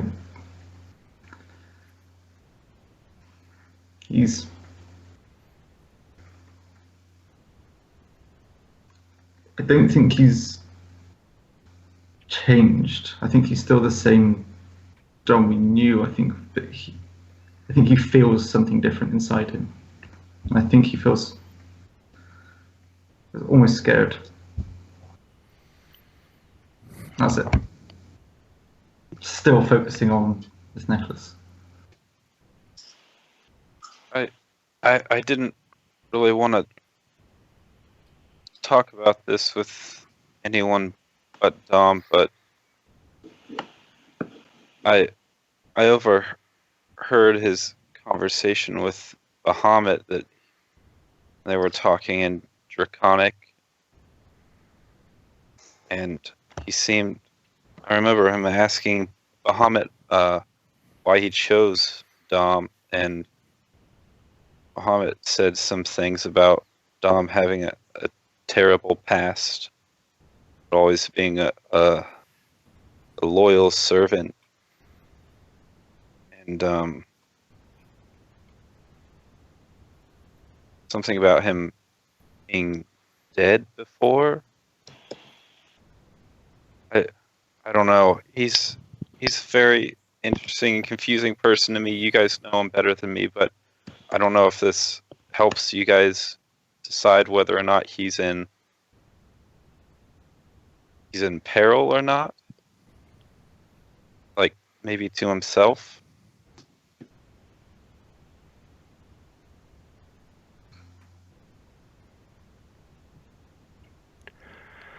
Given how different he's been since Holy Rock, I don't think we really know him as much more than you do anyway.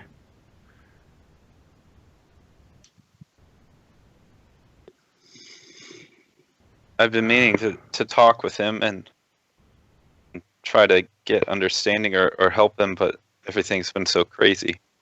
And yeah.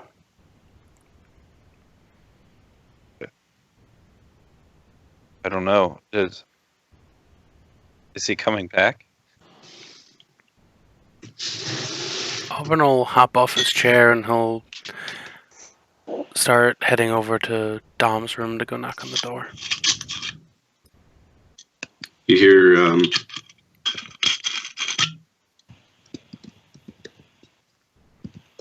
caution there, Fergal.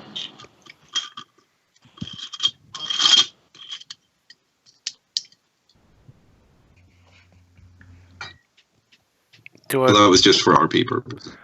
Okay. I swear.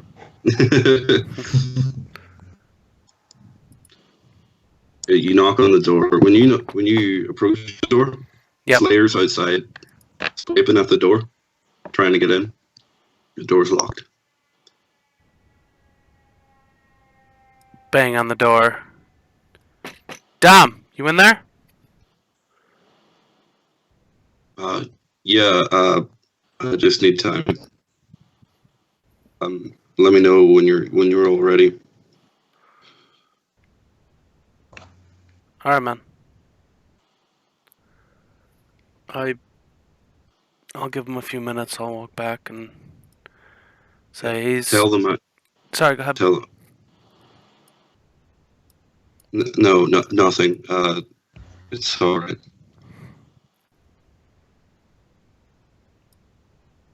All right. I'll tell the group that he just needs a few minutes, I think, and whenever we're ready to talk, I think I can go get him, and we'll get him out here and figure out what's going on with Dom here.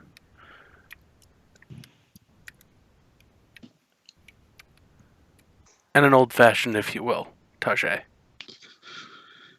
That'd be great. Ben Slayer requests follows salt you. water. Salt water to drink. Fair enough.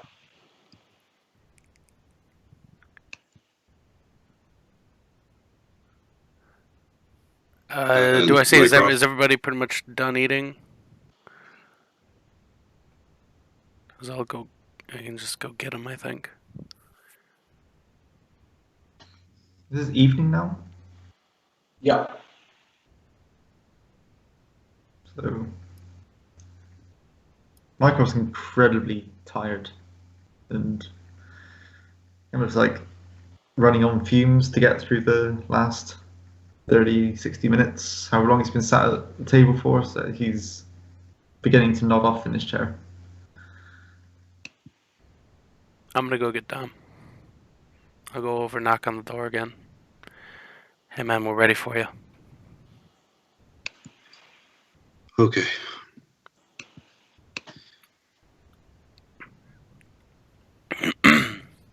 I walk into the room. I'll look at Mycroft, see how tired he is, and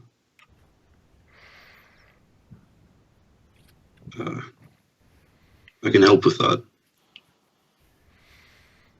Maybe it's best if you're fully aware for this.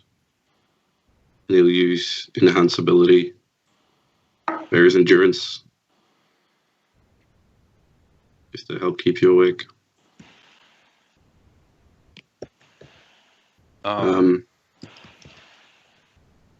If anyone has anything they want to say before I start, now's the time. Finn's rolling just to see if he senses any kind of like hostility or like potential danger coming from Dom. Hostility, no. Okay. I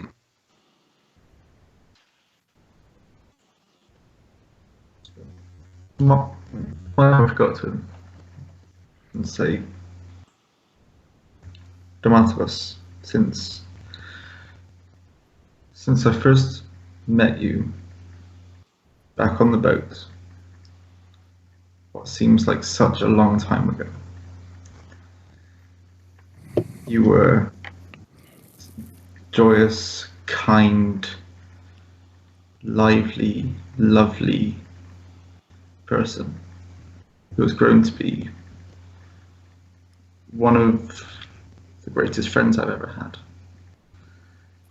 You've been there for me these last few days, and have done more for me in that time than almost anyone has ever done for me. So whatever it is now that is going through your mind, anything we can do, anything I can do, I will do it for you. I'm afraid there's nothing anyone can do about this.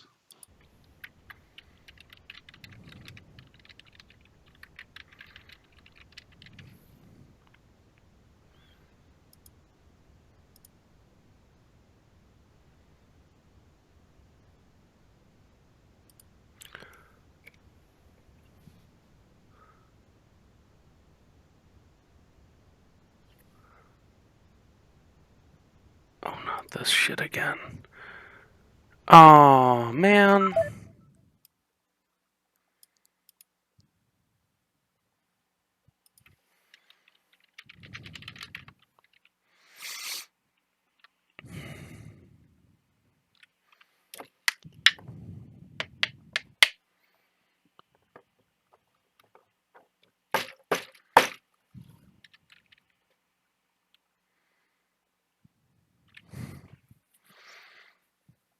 gotta be fucking kidding me.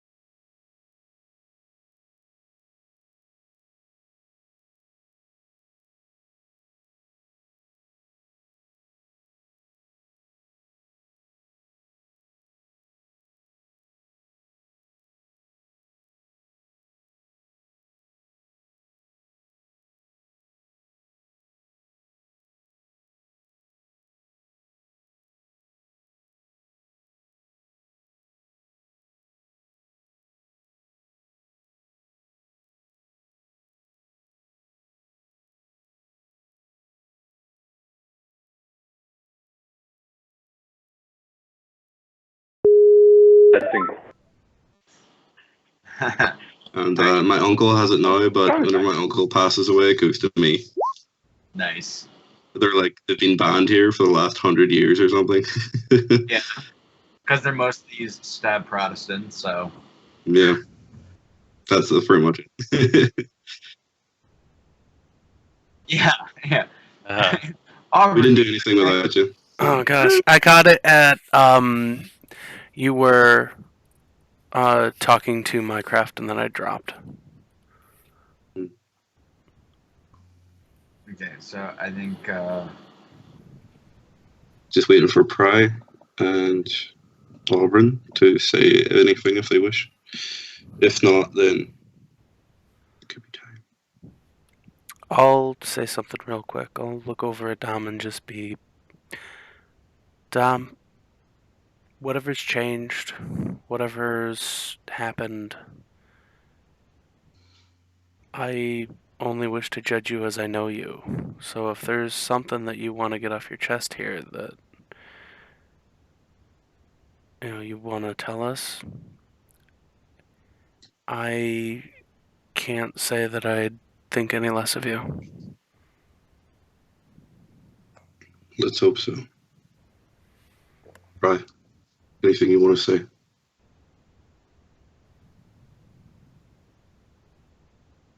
No, I don't think there's anything you could tell me that would change my opinion of you. So I'm just waiting to hear you out. Well, we'll see about that. Any freeze frames and waits for one of the mystical gods to come back from his beat wreck.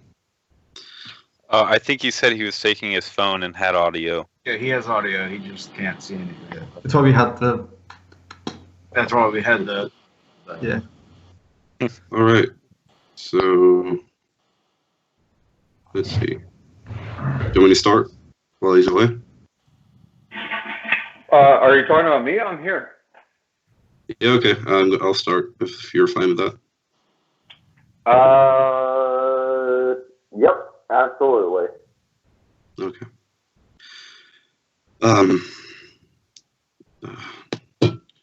Just a moment, friends. He'll take another drink.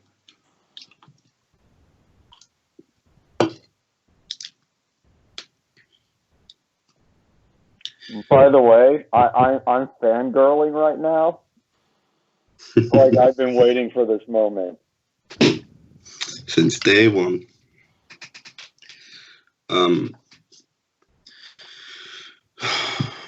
I I don't really mean to sound too cliche, but I'm not who you think I am. Well, I am, but I'm not in a very strange way. When we were sent forward in time, it was a big impact for all of you. But to be completely honest with you all, I've taken naps longer than that.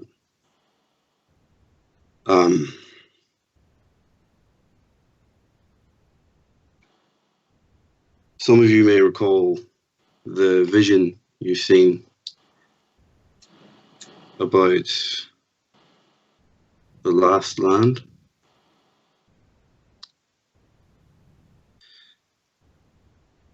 Something along the lines of the birth of the gods and what followed that.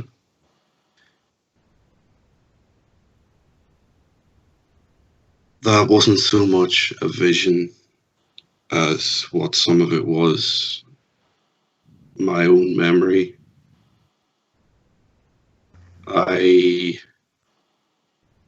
Not Dom. The Dom isn't. Perhaps I should start with an introduction. I don't want to say two minds. There's a lot to explain, but perhaps an introduction is in order. My name, my real name, my old name is Galanteus, and I am one of the Canaries of Bahamut. I might be what is referred to as a demigod of sorts. Though I did not know when I met you. I've had visions, memories, flashes. I thought it was dreams, images from Bahamut, but really this body is a curse. I was brash, I was arrogant, I was everything I shouldn't have been, and Bahamut thought to punish me. He sent me here in this form. I reached a certain age and I stopped aging. I thought it was Bahamut's power, but it would seem I'm something else. When my memories were restored, I learned a lot, remembered a lot, and I changed a lot. Dom, as you knew him, isn't so much a person anymore as my own experience for the last 30 so years. Though he has changed me, and as strange as it is, he's become a very large part of me. I'm not who you think I am, and I'm not what you think I am. So much has changed, but I have come to love and respect each and every one of you, something that my previous self could have never accomplished. The words, the last few, since we were sent forward, your words, Finn, they've resonated in my mind. The gods, what did they do? They did nothing. Bahamut's disappeared. The Dom that once was would have been straight out there looking for him. I have a bit more well, a bit more knowledge of how the gods work. But now I'm trying to at least do some good. Because I've realized, as good as the gods are, they don't do enough. They have come to think of us, as you said, as ants under their feet. Ever since beings gained their own free will, the gods haven't been happy. And I suppose they've been taking their anger out on all of you this entire time. I would like to change that, but since I've lost my form, I don't think that's going to happen.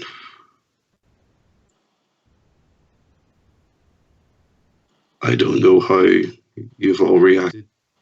You all seem confused.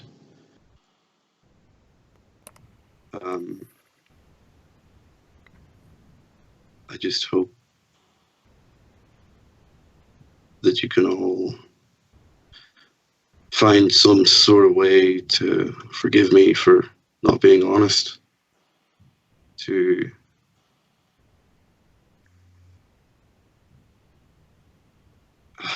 once again confide in me as a friend. That's the one thing I've come to love and fear I can't live without. And lastly, I just hope someday that you may all accept me again. And that's about it. And he quickly walks back to his room. Before you do that, Dom's eyes, as he's saying that, they turn black and he falls backwards.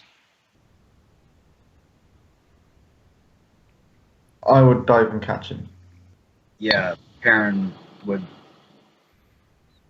Okay, so Dom, what you see is copious amounts of just tentacles writhing and trying to pull something away, pull something down.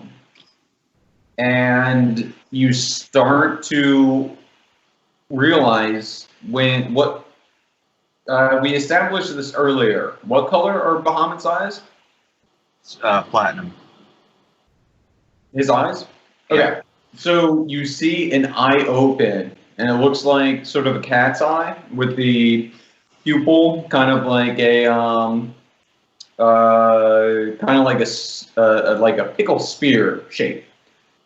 And it opens, and you see him looking very tired.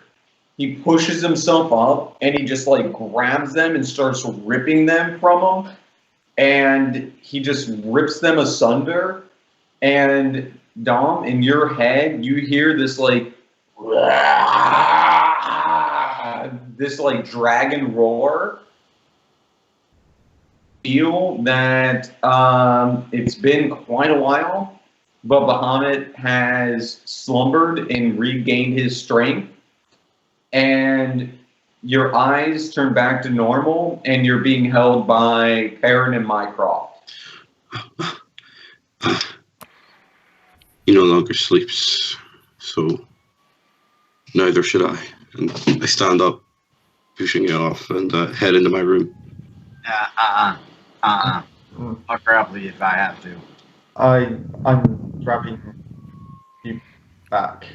I'm not letting you walk off. It's time. Sorry. These human emotions. Yes.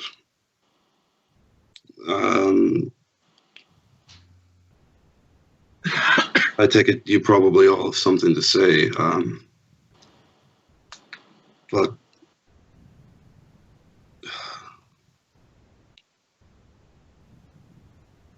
I'm afraid I'm not quite ready to hear it. Just I will release grasp of. it took a lot of time. Please talk. Don't hate me. I don't think I could bear it. Just and he walks out None of us with his need hands you. back. Dom, next time, lead with the whole demigod part. Instead of the, running around. Yeah, I can actually deal with that better than everything else. Yeah, Perrin actually flurry of blows trips him into the chair. He's done, but you don't understand. Sit. It's the only word I've got. Because when Pry says something, Perrin's like...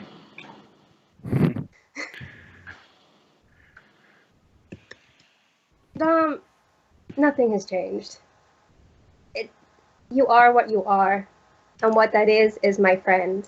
Somebody I would throw myself in front of to protect. Somebody who I know would do the same for me.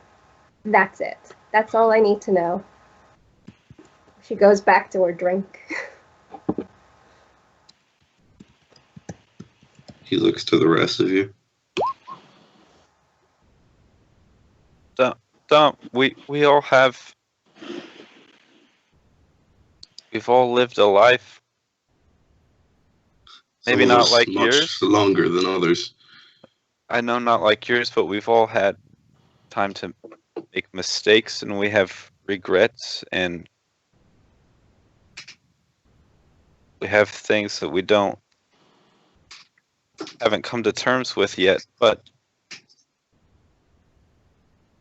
just because you've opened up to us and told us more about who you are doesn't make us care for you any less. I didn't want to keep it from you all. I didn't. Just with the suddenness of what's been happening lately, I just haven't had time. You didn't keep it from us. You told us now, which was apparently the right time to tell us.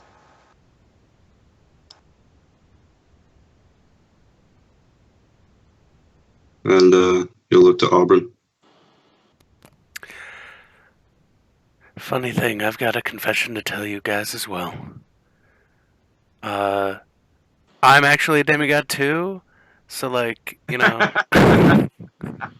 god of the Red Pandas? I am the demigod of I was Red going Pandas. to Pear. Do you say Demigod that of jokingly, or do you Yeah. actually try and persuade me you're a demigod? I'd say it jokingly. I say, Dom, look, man, we've all got some weird stuff in our past. Yours is a little weirder. Kind of non-standard. But, hey, man, it's all good, because you're here now, and I know you got, the Red Pandas first and all that, right? So I'm not gonna think any less of you just because you're some all-powerful, crazy-ass demigod who could probably kill us if he thought of killing us. Are you in my head right now? It works that way. Get out of my head. I'm on you. Have to put your tinfoil Red Panda hat. And then he'll turn and look to Perrin. Well, my math's a little off because I'm counting 50 years and you guys aren't counting. But by my count, you were honest with us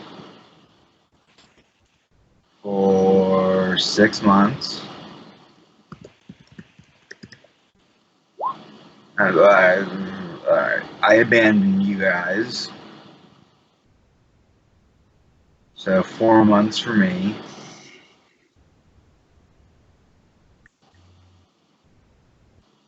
And then you guys had some really fucked up shit happen to you. You didn't have a moment to breathe after meeting your fucking god And that's, I mean, kind of my fault. I was like, oh my god, my friends are alive.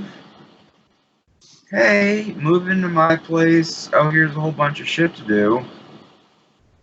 It's the first moment you guys have had to breathe. And you took that opportunity. Mycroft is basically about to fall out of his chair. Aubron, I don't think, has slept for 5 days. I don't know what's wrong with him, but his hair's messed up. Wait, is it? No, there's something wrong with Aubron.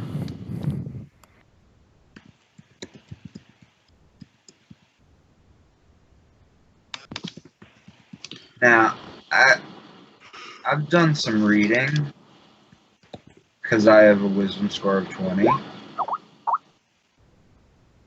You kept saying canary.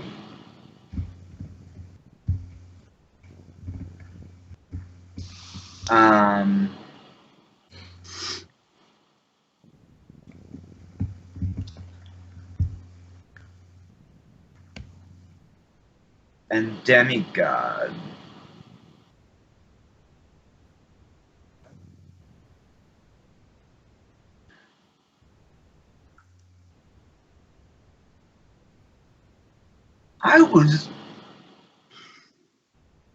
I was right in Sandy's in Fakron.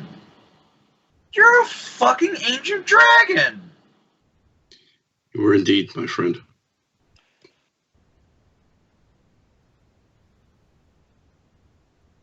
Wait, like...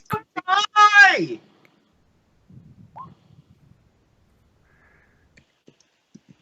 If I recall correctly, which I'm pretty sure I do, that was the time with the wacky tea, as you guys referred to it.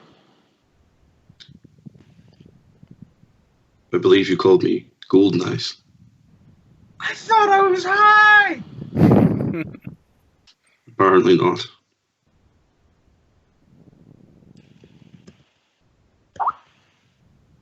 Clearly a man destined for great things.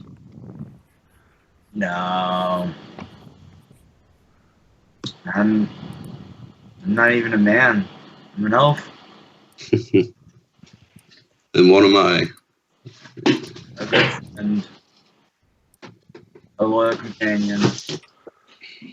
And apparently a huge fuck-off dragon.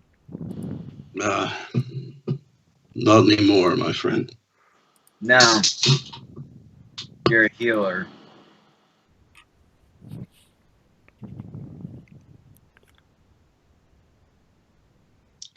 I've become a bit more useless over the years. I would kind of look around the table and go, anybody else think he's useless? No, he saved my ass several times already. Not all that useless. Reprisal isn't even going to dignify it with a reply. Yeah, that's what I thought. I kind of fist bump her. No, not at all. You've been incredibly helpful to me. It's been hard. Mycroft's asleep. I'm putting Mycroft to bed. You know how Mycroft feels. No, I was waiting for the right Yeah. Gal, whatever you'd like us to call you. You are family.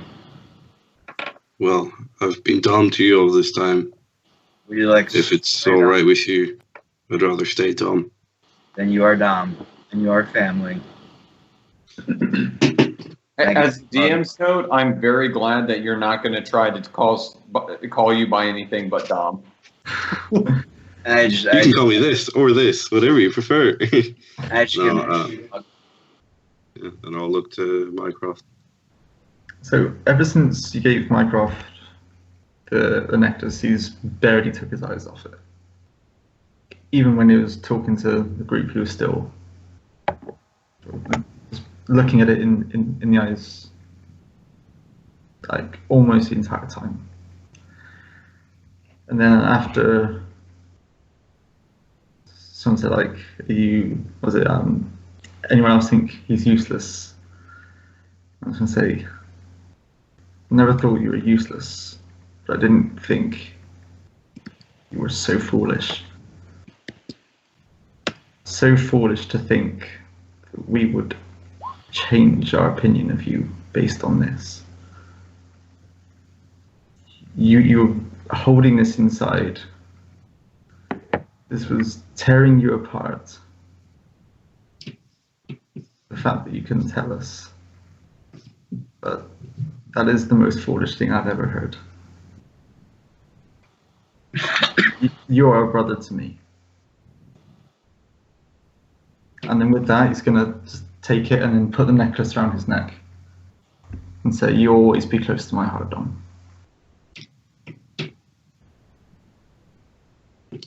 Truly, you're all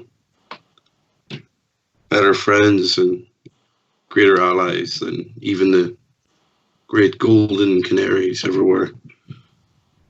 I've learned more from you than I learned from millennia with them. I said it before, and I'll say it again. I've come to see you all as a family. And if you'll have me back, I would like to be that way. What do you mean, have you back? Yeah, you never left. You never left. And by the way, I didn't want to jump in and ruin that RP sesh, but with that, Sam, give Mycroft a point of inspiration. Thank you. And when you say, whenever you look at him and say, "What do you mean?" he looks over, and beside the door is all of his belongings. And he says, "I was afraid. I thought I just wanted to be prepared."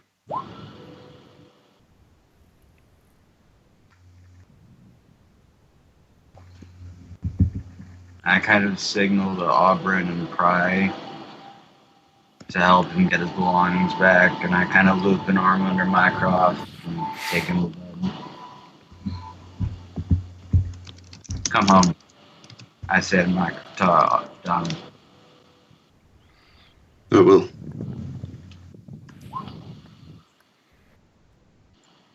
He picks up his stuff.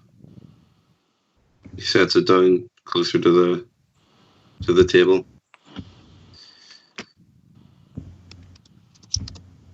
And he looks into the fire, and he thinks back on all the past millennia in his previous form. And he thinks about these last few months he spent with all of you. And he simply utters, "Siv Hel Lien," and walks with you all. And Finn, you will know that to be the draconic word for family. And with that, you'll go to bed. God, you timed that fucking perfectly with music. There you have it.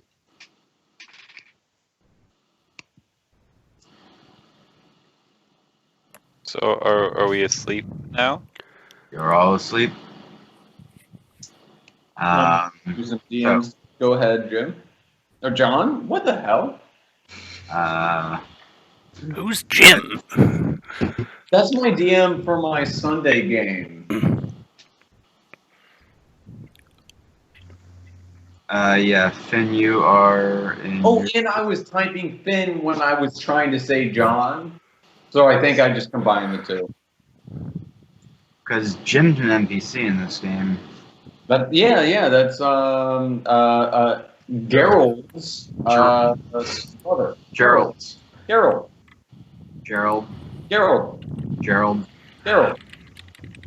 Okay, so I get Mycroft out of his armor, and he is out.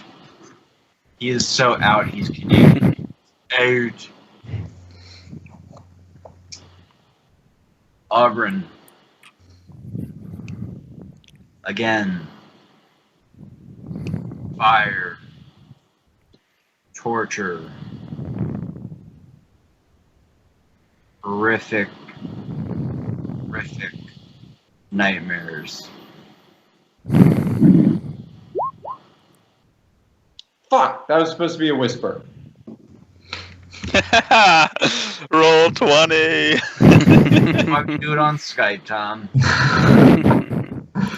Hey, I typed in W/W FYN space and then I hit Command V, but for some reason it deleted my previous /W. So, all right, sorry, Mycroft. Sorry, Finn. This was supposed to be a whisper to Finn. Nope, nobody read it. It's super gay. It's like reading a diary. Yeah. Oh yeah. Even if it's available for you to read, you're still not supposed to. Metagaming. No, I opened it up to see it was popped up, and when I seen like it was to someone, I closed it straight away. Aubrey, by this point, you are suffering from 3 points of exhaustion. Even once I close my eyes and once I wake up the first time after all that, I don't even try and go back to sleep. I just go to the workout mats and I'll practice in Dom's flute and try and... That's where Dom is, on the workout mats. Sorry, Dom. I'll go somewhere else. Well, Dom could start teaching him about shields, but with 3 points of exhaustion, that's a super bad idea. Yeah. Oh no, 5. I'll see you walk in. It's character death, and I didn't want to be a dick. You should guys maybe have a conversation. I don't know. You walk in, I'm sort of just, this is like the workout room, kind of? Yeah, it's with the Red Panda mat. Yeah. The Red Panda mat is the workout room. I'm in there. I'm just, move your character there. I'm holding okay, sorry. It's difficult for me because the way this map worked with my laptop, I have to be completely zoomed out. Yep, there you go. You're there. Do you want Slayer there with you? Slayer's the perfect room. Yeah, Slayer can stay in the room. Slayer can stay in the room? Alright, Slayer's on his perch.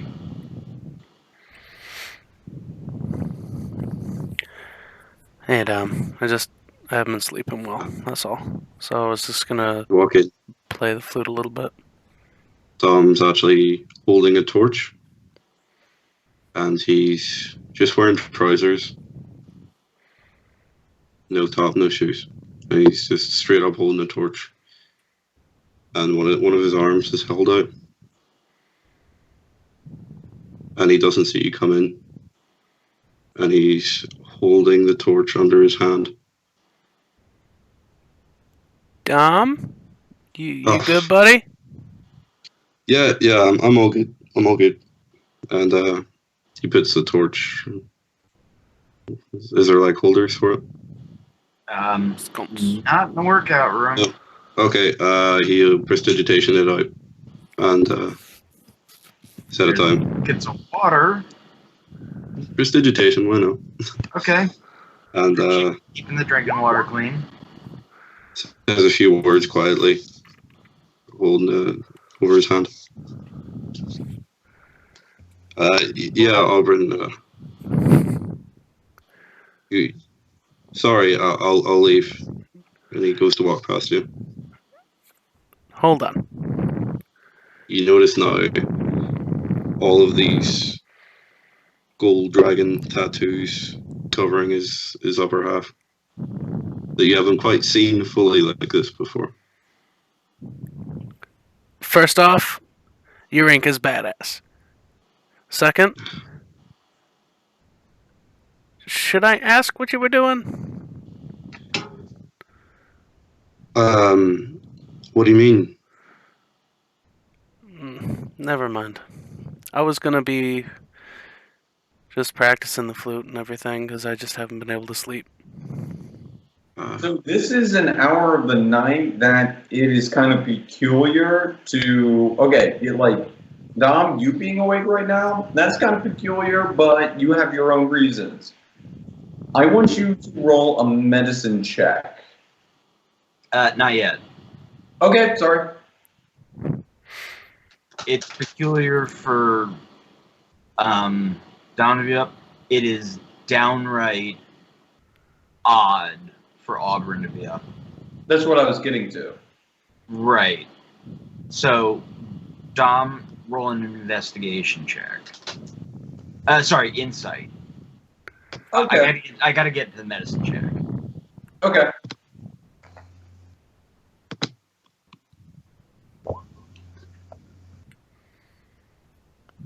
Oh. No. Good night, Dom. So, Okay. OOC, Yeah. wait, so, if you want to talk to him, You can talk to him. just opened up to you. You don't have to. Actually,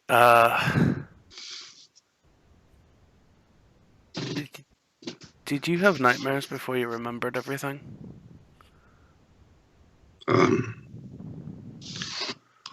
if you throw your mind back, I think you'll remember almost as vividly as I did that I did indeed have nightmares. Did they start off of anything? Because I've been seeing some terrible things ever since we got back from the cave, and I have not been able to sleep at all.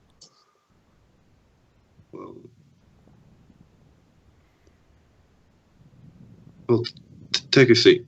Take a seat. Let's have a little talk. Maybe I can help. I was right up against the wall, just sit down and arms folded, closed in a little bit, and start talking about the nightmares that I've been having. Start talking about just some of the things that I was seeing, the burning, the torture, and knowing from stories that was like hell, and I don't Yes, know. I've been there before. Not a good place. Okay. As a cleric, you are the era's doctor. You would tell him to grab his bait and tackle and strip, and then you would roll a medicine check. Yeah, I meant that in two ways. Like, I've been there before, as in I've literally been to a place like that before, Yeah. and I've been there before, as in I've been having those before. But you want me to roll a medicine check? Well, he needs to strip and... I'd Like- trust Dom, so yeah, no problem. Yeah. So just roll And I medicine. don't cover, I just proudly Okay. stand, obviously. Roll a medicine check. It's the Rakshasa. He disguised himself as Fillmore, and then it's Dom, and he's come for you. You notice on his back, underneath his shoulder, is a claw mark that looks several days old, but hasn't healed yet. I'll take a look. Let's see. Sort of. And take a closer look and power up one of my channel divinities. Try and throw the full healing of it into the claw mark.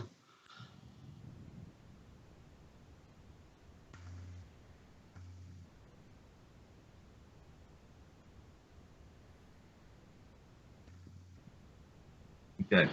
It is not undead, but it is super, super, super fucking evil. Yeah, I mean, like, we're using the healing one. So when I notice this, I'm going to cast protection. Would not have an effect. Protection from evil? No. The evil's in there. Right. What about a?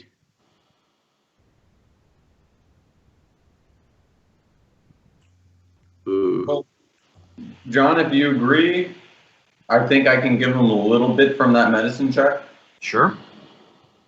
You know that this wound is the accompaniment of a curse.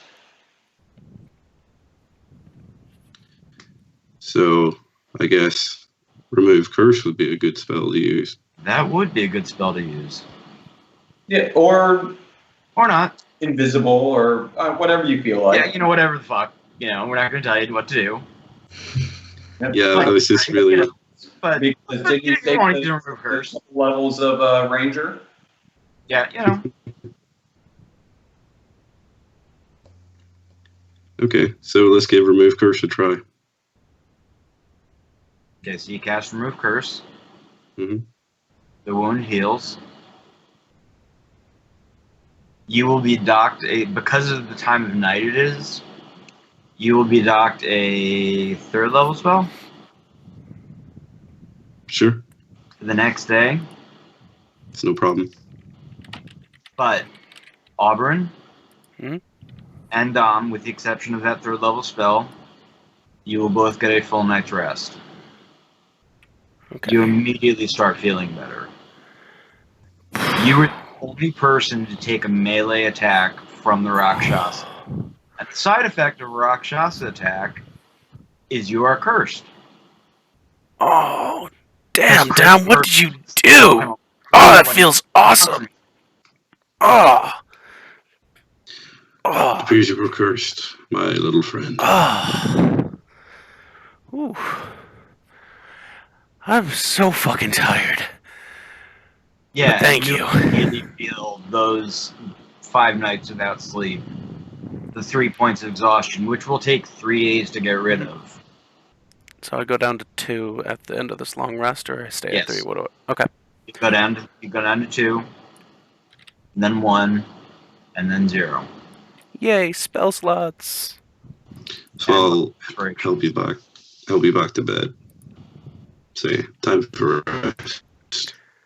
And then maybe if you Not want for me. Thing to Dom. Dom, it has been a hell of a week. But I'm glad that you trusted us enough to tell you everything. And for what it's worth, for me nothing's changed. You're still my friend and you're still my family. Don't think that, anything has changed there. Or could. Dom, yourself. And if there's something that and if there's something that you still want to tell me, I owe you one. But in the morning, because as I said, I'm fucking tired. Okay? Yeah. Okay. And so the door closes behind me, and you just hear the sound of a torch being lit again. Sorry, Tom. I thought you were walking off and you were making a lot of noise. Dom, if you do not sleep tonight, you take a point of exhaustion, which is I'm fine with that. You are? Mm-hmm. You aware of that? Okay. So, are you stand up on it? Yep. Okay, you take a point of exhaustion. You have disadvantage on all attacks. You have disadvantage on all saving throws. You have disadvantage on all ability checks. You got a check, but I think you move at half speed, or that might be 2 points. 1 point is disadvantage on ability checks. 2nd point is speed halved. 3rd point is attack rolls and saving throws. Okay, so ability checks. So sorry, saving throws. You're at disadvantage across the board. Yep. And it takes a full rest to get rid of that. Yep. When you reach 6 points of exhaustion, your character dies. Okay. Good thing someone picked up diamonds. That's the guy who's taking the point of exhaustion. Yeah. Good thing that he's gonna roll up another cleric. Oh, we're gonna be filling up the rings and everything anyway, so. Okay. So it's fairly early in the morning. Everybody seems to be asleep. Or at least in their room. Oh, sleeping in. As day starts to break, Mycroft wakes up. And as he's been doing for the last few mornings, he decides to go for a walk. Although, unlike the last few mornings, he doesn't want to walk alone. And he'll go to Perrin's room, knowing that Perrin's probably awake because he only sleeps for, well, he's in his trance. And we'll just knock on the door and wait for an answer. Before John answers, I have a question for John. Did Perrin witness or hear what was going on last night?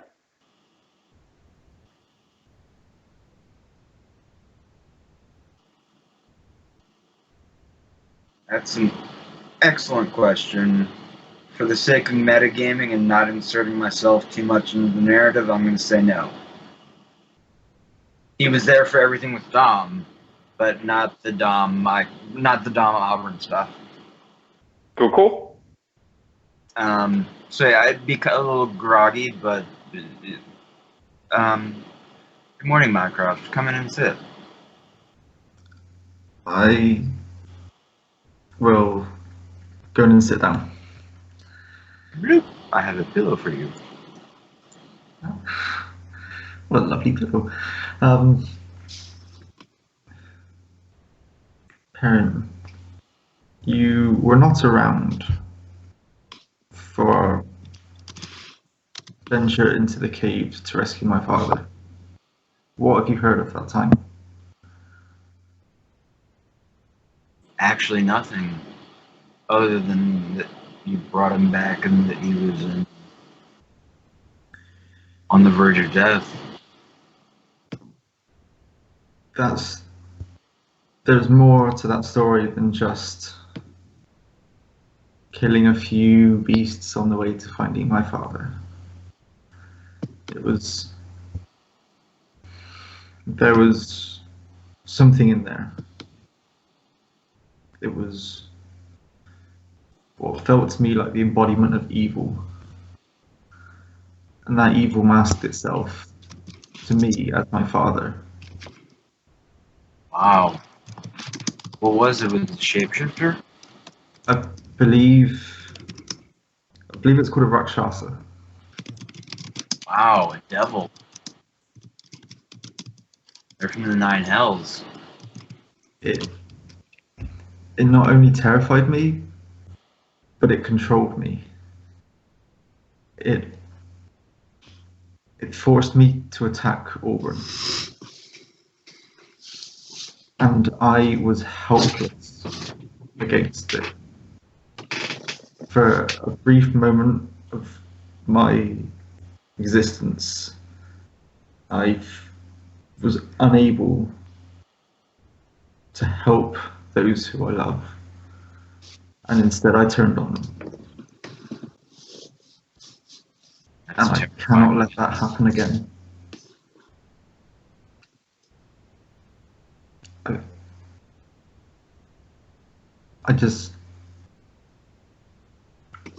I need some help.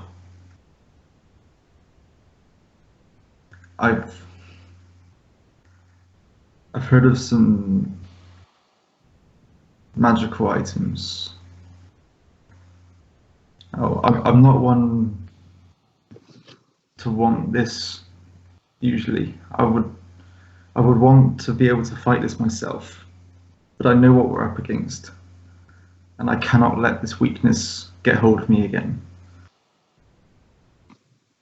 Can you help me? Can you suggest anything for me? Is there anything I can do? Anything I can get? I know a guy named Sullivan. Runs a magic jewelers down on Regent Street. I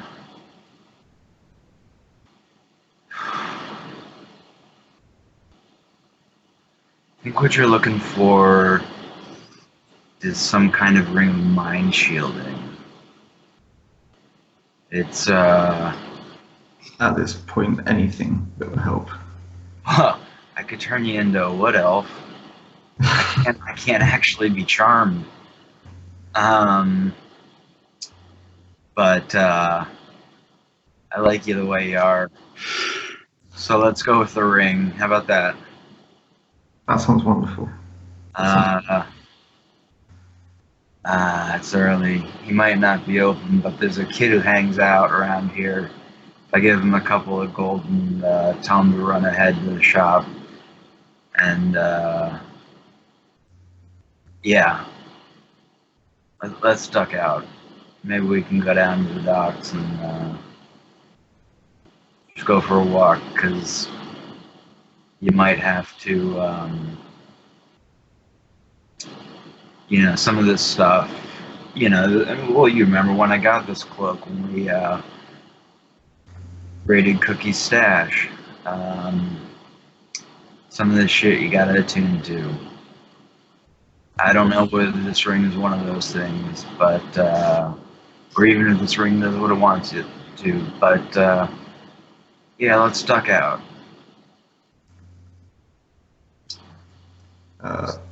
We get up and just kind of stretch. Just out of the game in a second, I would need to be able to grab some gold from the party stash.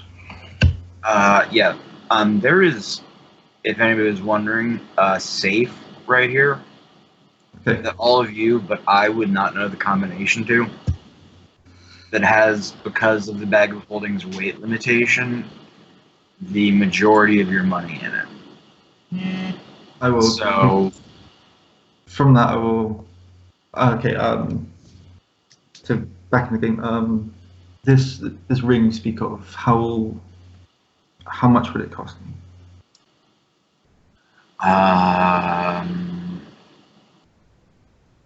If I tell him I owe him a favor, I can probably get him down to 1.5, maybe.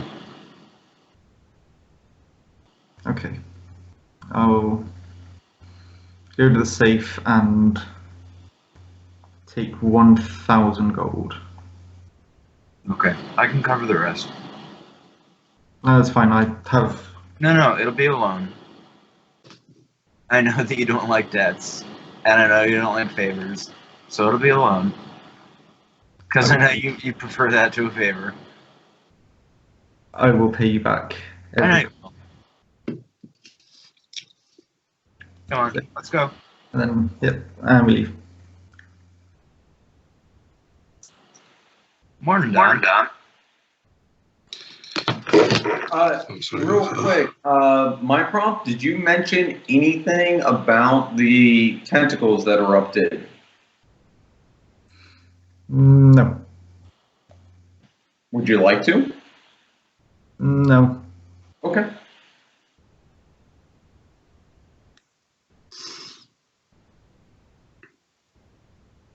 So I guess we head on down to see Sully. Well, I'm saying good morning to Dom while you are very quietly going to the safe. Oh, I'm sorry. Maybe Dom has fallen asleep at the table. I don't know. Dom looks pretty badly beaten up. Jesus. You're sitting at the table, eating some stuff. Well, at this point, it'd be cold stew and oranges, so I'd go for the oranges. Yep. Yeah. What happened?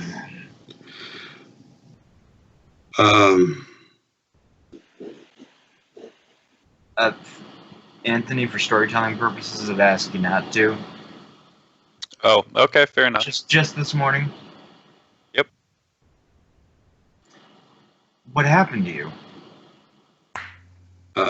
Just needed to test a few things. Test what? You look burned as shit. Yeah.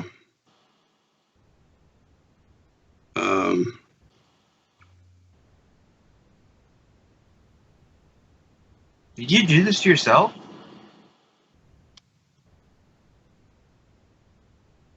I did. Why?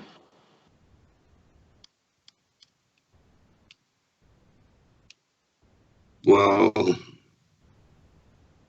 before now, I could never feel fire, never feel its effect. And to be honest... I mean, when you were a dragon? Yeah. Okay, and I kind of like grab him by the face. Not like rough, but like go, okay, you are aware that when you were a dragon, I couldn't grab you by the face? Yeah. You're aware of, like, proportion? And he grabs your wrist and puts it down for a second. And goes, if you'd done that with a claw, my wrist would be broken, right? Perrin, I don't know. I don't even know.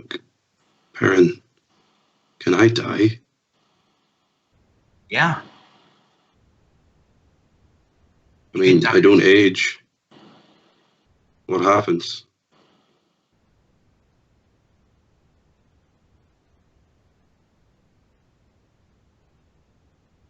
It just... Okay. With you... Perrin does not know what happens when you die. No, I'm just going to say, with humans, and I know personally what happens, but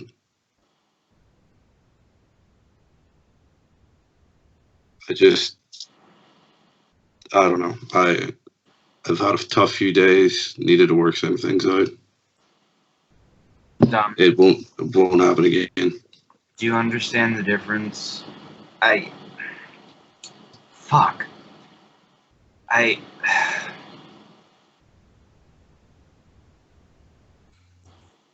Dom, do you understand the difference between dying of old age and dying from injury? No.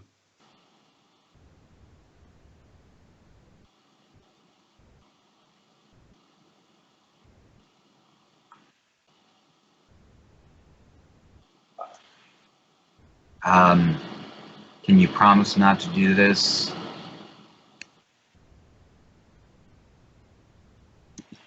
For the next 12 hours? Yeah, I actually think I should get some sleep. I think that's an excellent idea. I give you my word, I will not tell anybody if you don't do this to yourself. Yeah. Get some sleep. Don't do this to yourself. We need you. Everybody needs a healer. And he'll walk back to the room. No. I need a Stop. Dom. He doesn't respond. He just keeps walking. And I'll leave it there. Sam, go for your walk. So I didn't hear any of that. I would have slipped past at the very start when You there's can just... come up through the kitchen and la, la, la, la, la, la, la. Okay. And then So- I also would have left in the safe a note that just says, "I owe you 1,000 gold, Mycroft." Okay. Like, from Mycroft. So, we duck out of our flat in Old Town, and there's as I expected, a kid in the alleyway, he's a teenager. And I go, "Hey, Frankie!" And this kid turns around, and I give him 2 gold and say, "Hey, go down to Mr. Sullivan's on Regent Street, and tell him that I need him to open up early. Promise him it's a guaranteed sale,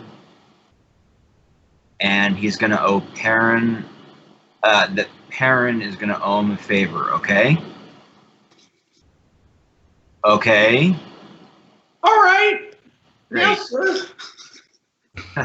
But he's still standing there because you haven't handed him the gold yet. I hand him 2 gold. And he quickly pockets it and goes, right away. Okay. We stroll down to Regent Street. And he goes and buys drugs. Takes about 20 minutes. We walk into Sullivan's magic shop. Hey, Sully, how you doing? Thanks for opening up for us. Still waking up there, Sully? Oh, I'm sorry. And he's got a bit of A on his face. And he's like, what? There's this nasty little urgent child just knocking on my door. I told him to go away. I thought you were him. I'm sorry. How can I help you? Oh, so Perrin is there as well? Yeah. And okay, so he goes, Perrin. Oh, come in. I just brewed some coffee. How about a cup? None for me. How about a cup for my friend? This is a friend of yours? Close friend. I extend a hand and say, "Thank you, Mr. Sullivan, for opening a shop for me. A coffee would be wonderful." He shakes your hand and immediately takes out some hand sanitizer, and he's like, okay. How can I help you? In the 16th century grain alcohol. That's cool. Oh, yeah. It's some mineral alcohol. He also uses it when he's constipated. Awesome. I'm looking for a ring of mind shielding. Mind shielding? Yep. What are you afraid of? I'm not afraid of anything. Oh, for your friend? He's not afraid of anything either. I'm looking for a ring of mind shielding. Okay, let me see. You have one. And there's he pulls out this drawer. The drawer is filled with dust. He's sliding around different things. He pulls out a feather and goes, oh, oh, this thing. Oh yeah, that's helped me many times. Let's see. Come on, Sully. Hey, this one will mind shielding. I know you have it. Yeah, this one. What? But can I interest you in this one? This one will. Mind shielding. Come on. Okay. Let's see. Mind shielding. Oh, this one. Oh, this one's going to cost you a pretty penny. It was my late wife's. Is it wife's, and it was our engagement ring. So yeah, a good 50,000 gold. You're joking. But Perrin, I know your old friends. Sully. Yes. First off, spiritually, is it clean? Hold on. Let me check. And he puts it down, and he takes a bit of juniper berries out of his pocket, and he mushes them together. He chews on them a little bit, and then spits in his hand, and he smears it in it, and he's like, "Yep, Okay. that's good, very good." 1,200. Wow. First, I know you never married. worth at least double that. First, I know you've never been married. No, what? How dare you? She's dead. I know it's only worth 1,000. And you also know that's a lie. What? You also do know that he's never been married. Right. But I remember I was gave it 1,000. 1,500. 12, and I owe you a favor.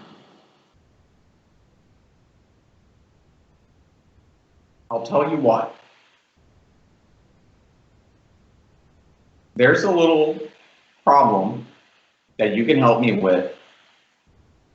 1,000, and you owe me a big favor. What's that favor? Or is that to be collected later? That is to be collected later. Done.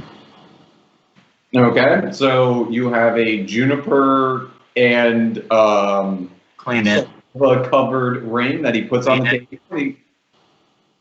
And as Mycroft reaches his hand out, he goes, Clean it. Please. Sully, clean it. But, Clean it. okay. Does this require attunement? And, Oh, this guy- in. You're moving up. Exactly. Like that little shithead that you had met in the other Wine shop. Yeah, and he goes, okay. And he starts to wash it, and he goes to hand it to the shopkeeper. Shopkeeper goes, on the counter. And just watching him, he's like using more hand sanitizer. He's like, Sully. 1,000 gold. Right. Does it require attunement?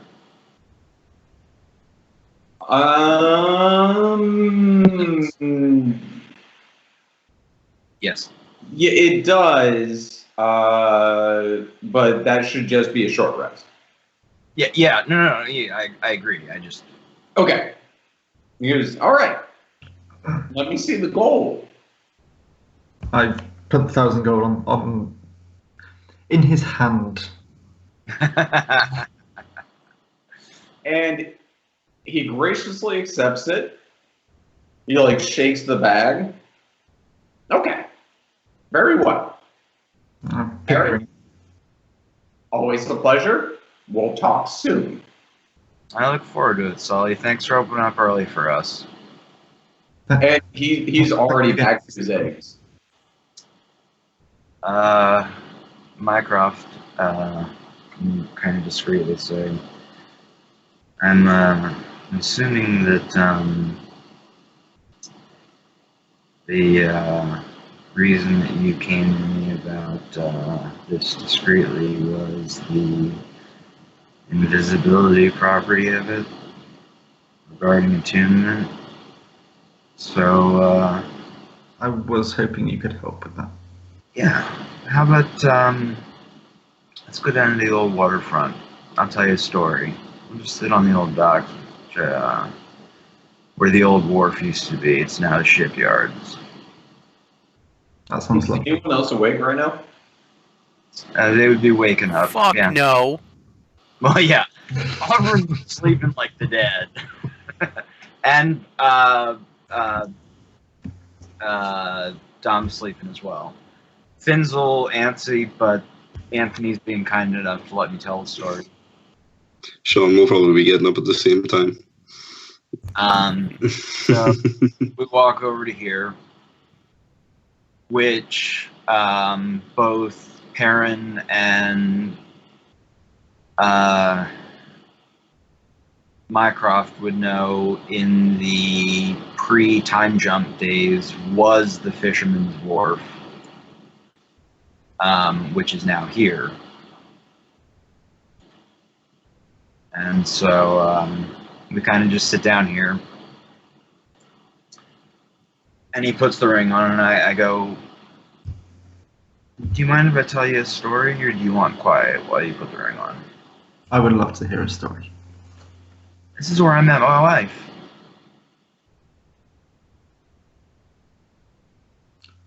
What? Yeah. I lived here for 3 years, back before Bricar. You lived here? I did. But I never knew you. I know. I never even heard of you. I And I know. knew everyone in this town.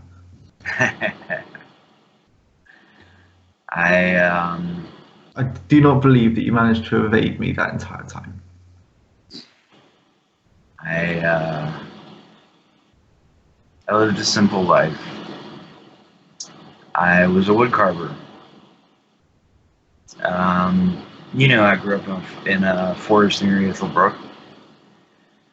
And after my sister left and my father died, I left. And I decided to head north. And I ended up here in Dion. And, it was a hard travel back then. It was pretty safe, but it was a hard travel. The worst part of the travel was I hitched a ride with this traveling circus. There was Salty something. They're awful people. I don't remember much about them, but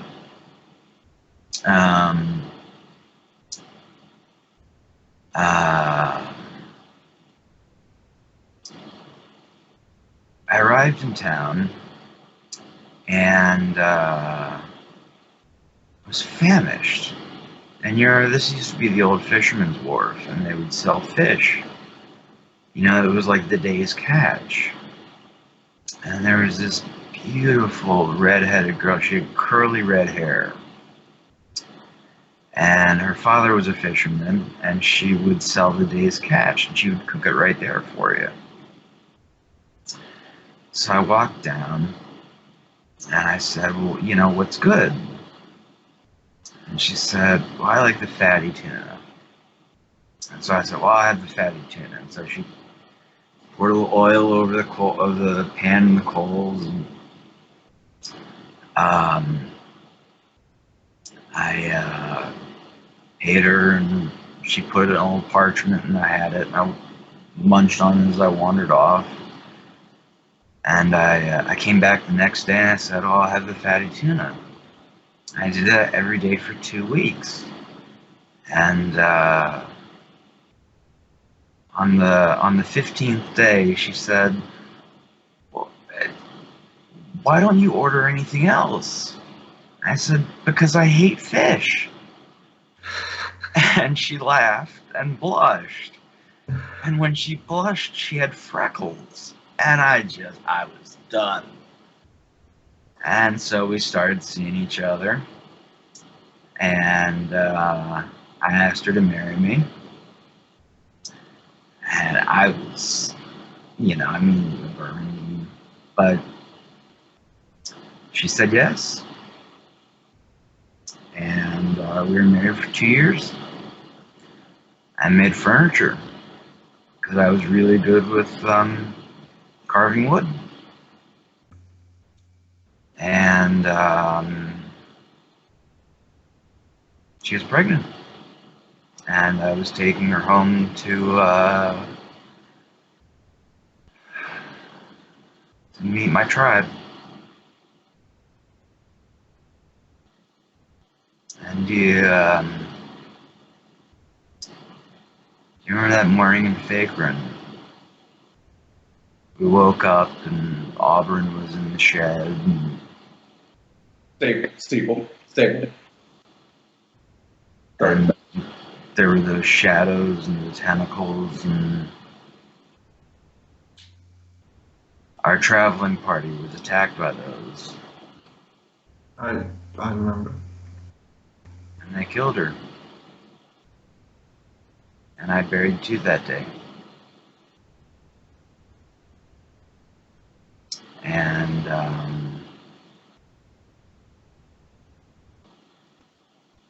I continued home, but didn't go to Alia. I went to Hazelbrook. And got on a boat. And that's where I met you and Dom and Aubron and Pry. That's why I called Pry, is because you pried my heart open after it had been so closed shut. You and Dom, Pry, and Aubron, you opened my heart up again. I don't know, sitting at this dock, and it's been turned into this industrial shipyard and whatnot, but I sit here and I remember the curly-haired girl who sold me the fatty tuna, and nobody knows the story but you.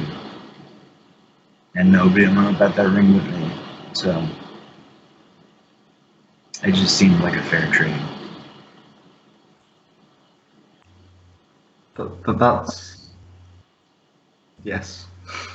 Should we head back? Yes. Okay. At which point you can take an action to make the ring invisible. Yeah, so I'll put the ring on, I'll put it on my... Whichever ring doesn't have the ring of evasion on it. Whichever hand doesn't have the ring of evasion on it. Yeah, so evasion would go on right hand, so it would go on my left index finger, put the ring on, and make it turn invisible. Okay. Fuck you, John. That was incredible. Even though Perrin is an NPC, give him a point of inspiration.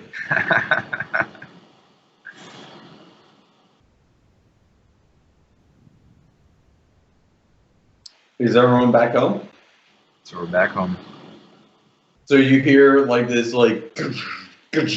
Hey, I don't wear armor. I walk like a cat, motherfucker. I didn't say you were making that sound. And I don't think, like, I imagine, like, Mycroft was probably in his, like... Normal, everyday... Yeah, not in his, like, plate mail walking around town. So... Perrin helped me out of that last night, so I got up in regular clothing. So inside this little window right here... Oh, Jesus, I ran up. Whoop, back on the right map. Sorry. Okay. Aubron is taking a bath, and Ron goes, "Oh, sorry." No, he is not. Aubron is still a fucking sleep. Yeah, okay, all right. So And then there's a window right about here, and Ron says, "We need to meet to the council." And then you just hear like as he walks away.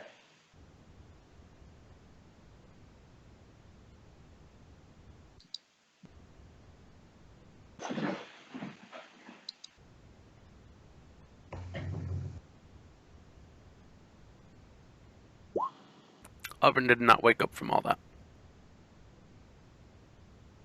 Okay, I kind of let everybody sleep.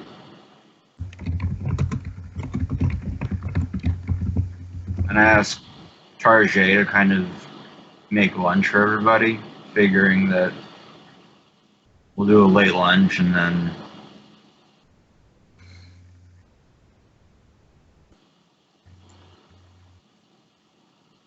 Oh, sorry. Were we waving at your parents? For mechanics purposes. Oh, right. I'm sorry. You've got some shopping to do. Well, yes, I do. I think we hand wave getting my goggles and ring yesterday. I'm sorry. But for mechanics purposes, since we've had about roughly a week of downtime, would I have already attuned to the bracers of defense, and yes. I could have attuned to the ring of evasion last night? Absolutely. Everyone can consider themselves attuned to whatever they have gathered, because we've had a day-ish, at least a short rest, so it's no problem. Okay, and then we can just hand wave this part, I guess, but Aubron and I were going to pick up a veritable plethora of linens and fabrics and different tools and whatnot for fabricating disguises. Art supplies. Absolutely. Yeah. Okay. So Don't even worry about that, because that's like less than a gold what you're getting. Yeah. Well, we're just how high quality of the materials. I would get at least some high quality material. Like I'd be willing to spend up to 100 gold on the whole set. No. I'm saying like 4 to 5 gold for. I was saying 10 max if you're getting some real good shit. Yeah. Real good shit. I was hoping to get enough for everyone, and then enough different types of fabric, including high quality ones, to be able to pull off anything from just like street urchin disguises all the way up to noble clergy type disguises. All right, in that case, you have enough for all players for all these things. Just take out 10 gold from party. Because that's reasonably 2 gold per player. Okay. And then, like, I don't know, for, like, props and stuff, I don't know what you were thinking there, Shawn. Yeah, that's art supplies. Like, just enough for, like, making paper mache, stuff like that. I've got all that now. Officially hand-waved. The other thing to point, Dom has one of the rings, and I have the other ring of spell storing. We don't know what's in those rings yet. We attuned to them, so we should know. Yes. Oh yeah. Oh, please stop giggling. John, you get one ring, I get the other, right? Yes, and I get the one. Yes. You gotta roll d6 and subtract 1. Let me go grab my dice, because I haven't needed them yet. I love that they're so excited about it. Whilst they're doing that, can I hand wave purchasing a quill, parchment, and ink? Yeah, deduct 1 silver from your. Yep. Oh, and if you guys haven't already added it, everybody, including Slayer, has a mood ring. Mood ring, Slayer can wear it on his toe if he wants, but they're normal rings. They're toe rings, bitch. I'm going to wear it on my pinky finger, because I want to be able to see it, because it's pretty. You don't wear sandals? No! I am a refined gentleman, sir, and a gentleman never wears sandals. He wears deck shoes. Okay, so, Perrin makes an announcement that because of any potential,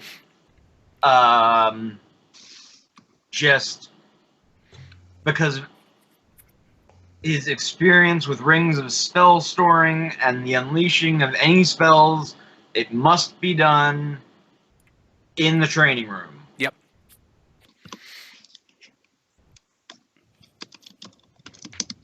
I'll slip it on and I'll start attuning to mine. Can I? It goes down to watch with great glee. Yeah, can I be there for that? Yeah, let's see. I Let's encourage see. everyone to be there. Let's see what we got. Now, do I know what is in the ring, or I just like hold it out like Green Lantern style and just whatever's gonna happen? Hold it out Green Lantern style, Gesundheit. I will tell you, just because I already picked out what's in them. Tom, can you whisper to me what you rolled?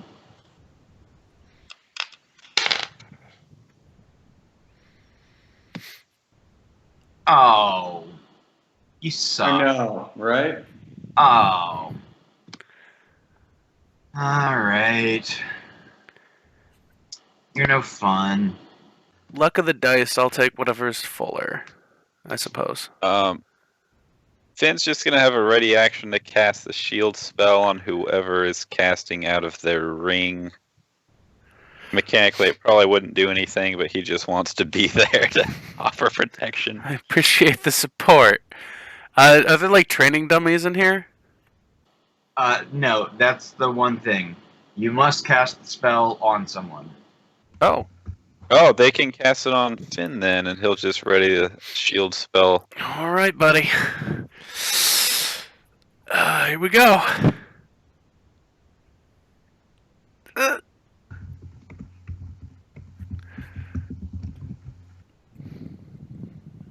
Oh no! All right, so that's Tom's ring.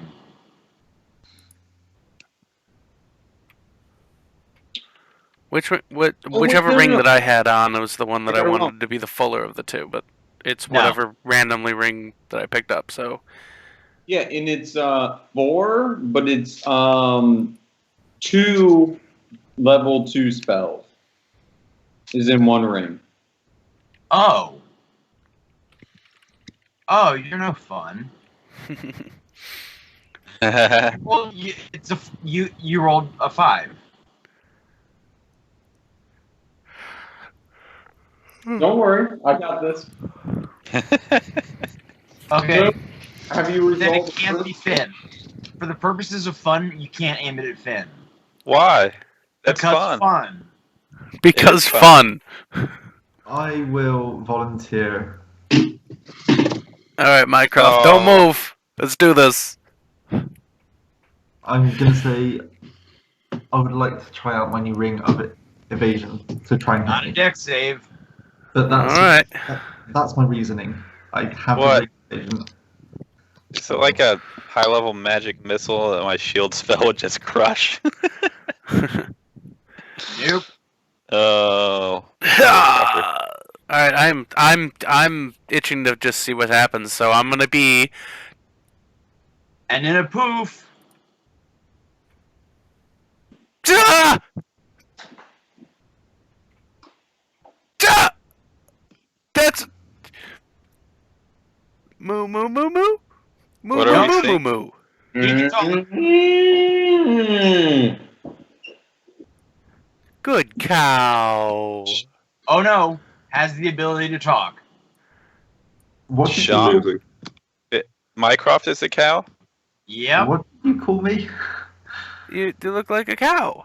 I try and pet him. Can I pet him? You can pet him all you want. You could milk him. Can you? I'm not going to milk Mycroft. Can you give us a handle animal check? Okay. This is the one that Aubron created, right? Yep. Yeah. Then it's Oh. good advantage. Oh yeah. 19. Okay. Yeah, You it's could nice. literally milk him if you wanted to. I'm And not gonna milk Mycroft. Not only that, but it's a bull. It's not a cow. So if you milk it, you might become. Ooh.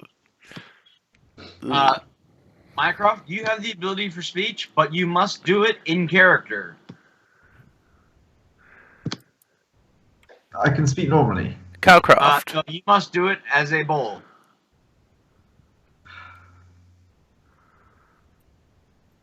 I really hope Prague is targeted the other one.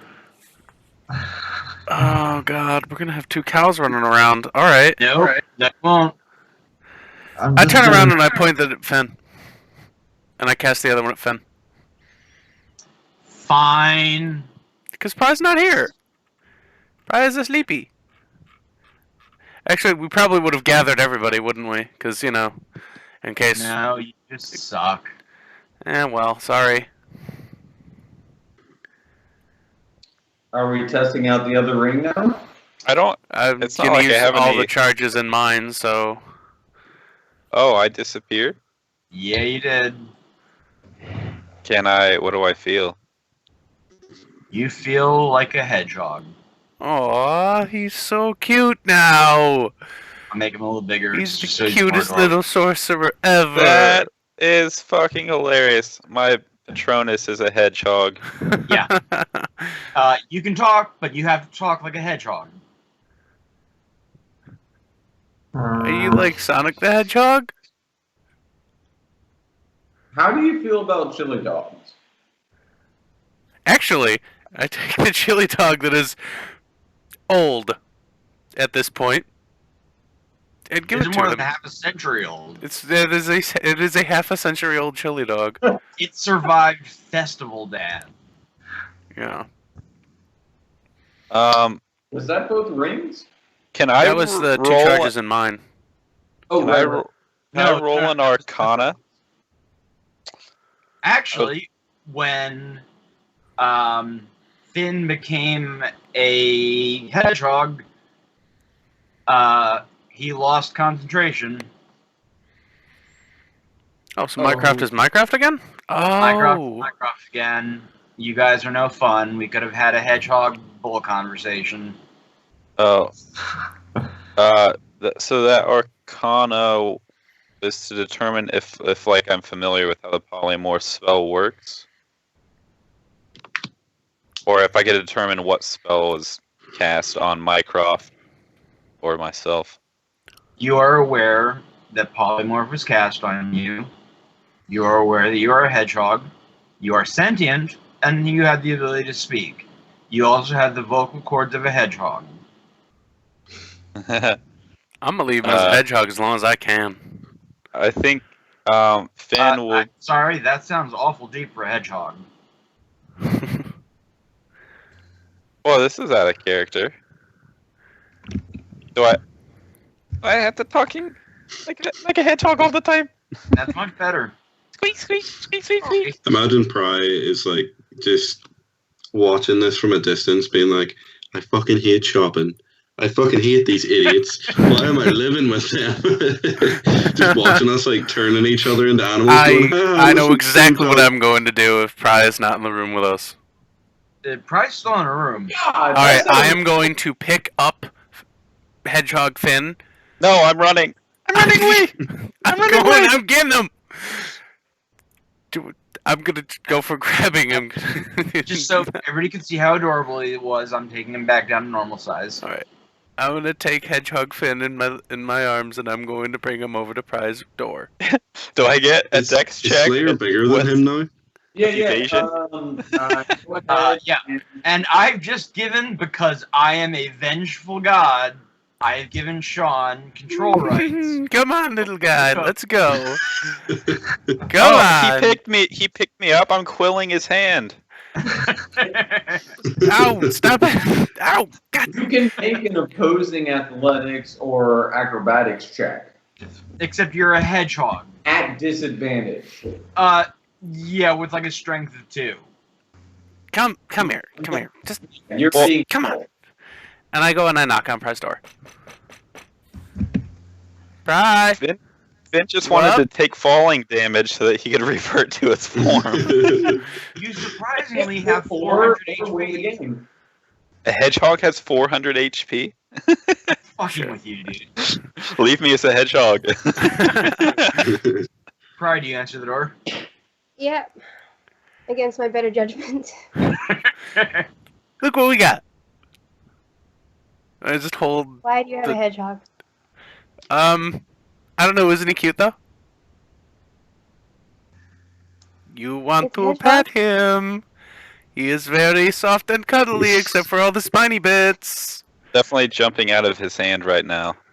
An acrobatics check then. Jumpy, a little bit. Make acrobatics. Yeah, acrobatics. Is it in my room now? Oh. He's holding you by your back left leg now. Just like, here he is. Quilling, doing everything. Make an attack roll. Feisty. Oh god. He's with feisty. A what? With a dagger? A melee attack, just basically 1d20 plus 1.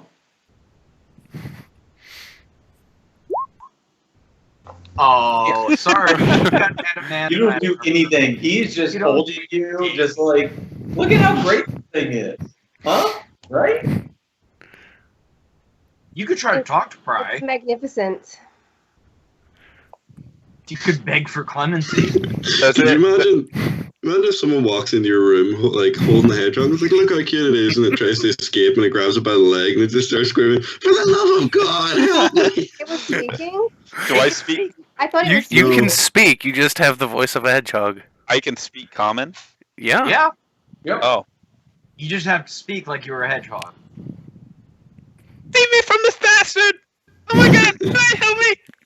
Is that Finn? No! Certainly isn't Finn. To each other. We were testing out the rings, and apparently one of them had polymorph in it, right? I throw him against the wall. What? Okay. I will try and catch him. Okay. Sleight of hand. Animal handling. Okay. Animal handling. Animal handling. Catch him. Save Can he him. stay like this forever? It'll be permanent. What? I was trying to break the polymorph. Like a goalkeeper from Germany. You're like, oh. And then you just kind of sneer at all of Brazil. Good catch. Thank you. I grab concentration. Without hurting him. Okay, all right. So you suddenly have Finn in your hands. I do. I have a fin. Right. Now, see, this is the problem with GM Larry. That's your inventory. One fin. Which she could probably actually carry me because I don't weigh that much. You should have stuffed the hedgehog into the bag of holding and then dropped concentration. That would have destroyed your killed the bag of hedgehog. We don't want to kill the hedgehog. Put him in the bag of holding once the polymorph wears off. I think it Like was what? An hour? He would have died before the polymorph wore off because he would have suffocated because bag of holding. And then when you die, you would expand to your normal size. Was there any water in the bag of holding? No, you would suffocate. There's no air in it. But anyway, you guys actually, I was going through the list, and they can hold their breath. You guys have, because of Dimble, the brain of an alpha hellhound that by this point has turned to goo. Some of your money probably needs to be cleaned. Okay, yeah, during some of the downtime, Pride cleaned out the bag of holding. Fair enough. Okay, who's got the other ring? No. Polymorph's the 4th level spell. Both rings are empty. oh, okay. What? So I'll give. You took both rings? No, Finn had one, and Aubron had one. But you I had one. I didn't have one. You didn't have one? Dom had one. I used one to. I was going to empty one of them. And then I gave Dom the other one. Wait, I thought Finn turned. I thought. We are not retconning that. That was too good. We just say that the ring had somehow gotten overloaded, but we only get to use 5 spell slots on it. Okay. That By the way, took one half of this RP fund. I already had something prepared for the other ring. sorry. Let's do it. Let's do it. Yeah, let's do it. Yeah, might as well. It was a twin polymorph spell. Right. Which, Sword in the ring. well, I'll walk back up and I'll hold my arms out and volunteer as tribute because I did that to other people before. So, you guys have figured out the rings, and now they're empty. You can store up to 5 levels worth of spell into them. Is that right? right. Or you can store, or any combination thereof. So a 5th level spell, a 1st and a 4th, a 2nd and 3rd. We decided we came up with a good rule for concentration spells. They're going to have a different DC than the simple 10 DC to maintain concentration, because some people who may not be spellcasters will be casting them. So spell DCs for concentration spells are 10 plus the spell level. So Polymorph is 14 concentration, Fly is 13, Featherfall is 12, so. Oh. And Or 11, I guess, Or 11. because it's first level. Yeah. So that works. It's either that or half the damage you take, whatever is higher, right? Yeah, but Yeah, that's for concentration only spells. concentration spells. Yeah. Okay. All healing spells, all damage spells, all function normally. It's only concentration spells. Okay. And Revivify works exactly how the way we worked it out. And one of the So, spells that was going to be on mechanics my lock. ring was going to be heat metal. It would have been fun.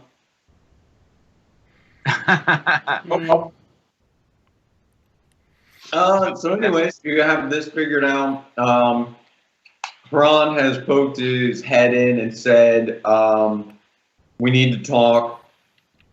The War Council needs to come together.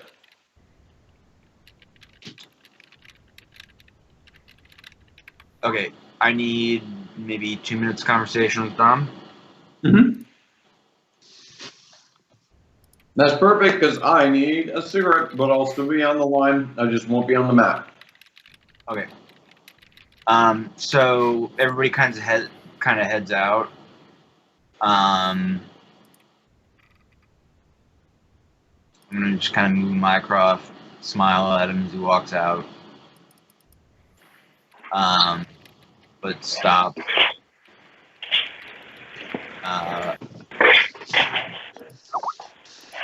Stop Dom before he leaves. Just say, look.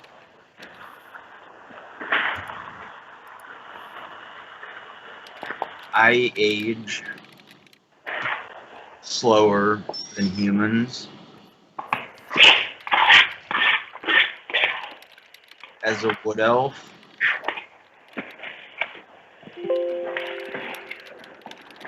on average, I live to be about 750 years old.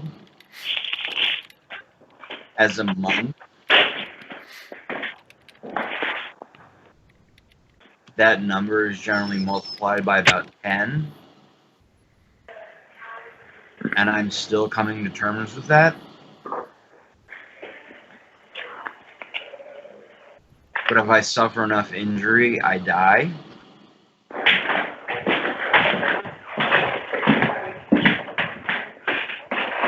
Because of the duality of your nature, I do not know what happens if you die from injury, or if you die from old age. But if you harm yourself,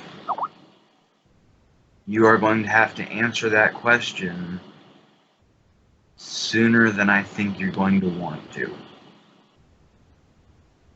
So I beg of you,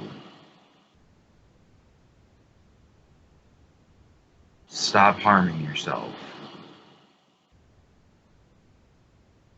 You've devoted the smallest fraction of your infinitesimal existence to healing and caring for those who can't care for themselves. Why does that have to change? Even if it represents a small portion of your life, hasn't that been the portion that's made you feel the best? He doesn't speak. He just looks at you, gives a tiny smile, nods, and walks to his room. Well, and before he goes, and if there's, in terms of like demigods, maybe have a chat with Ron. He might know what you're going through.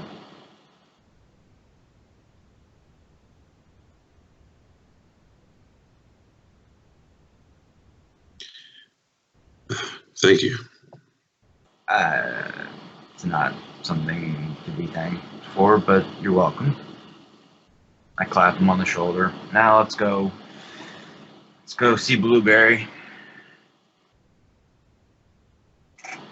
Blueberry. Oh yeah, that's my nickname. Ron. If Ron heard that, he'd be He pissed. hates it. I call him that to his face. We've been scouting together for like 7 years. He hates it, but I call him that to his face.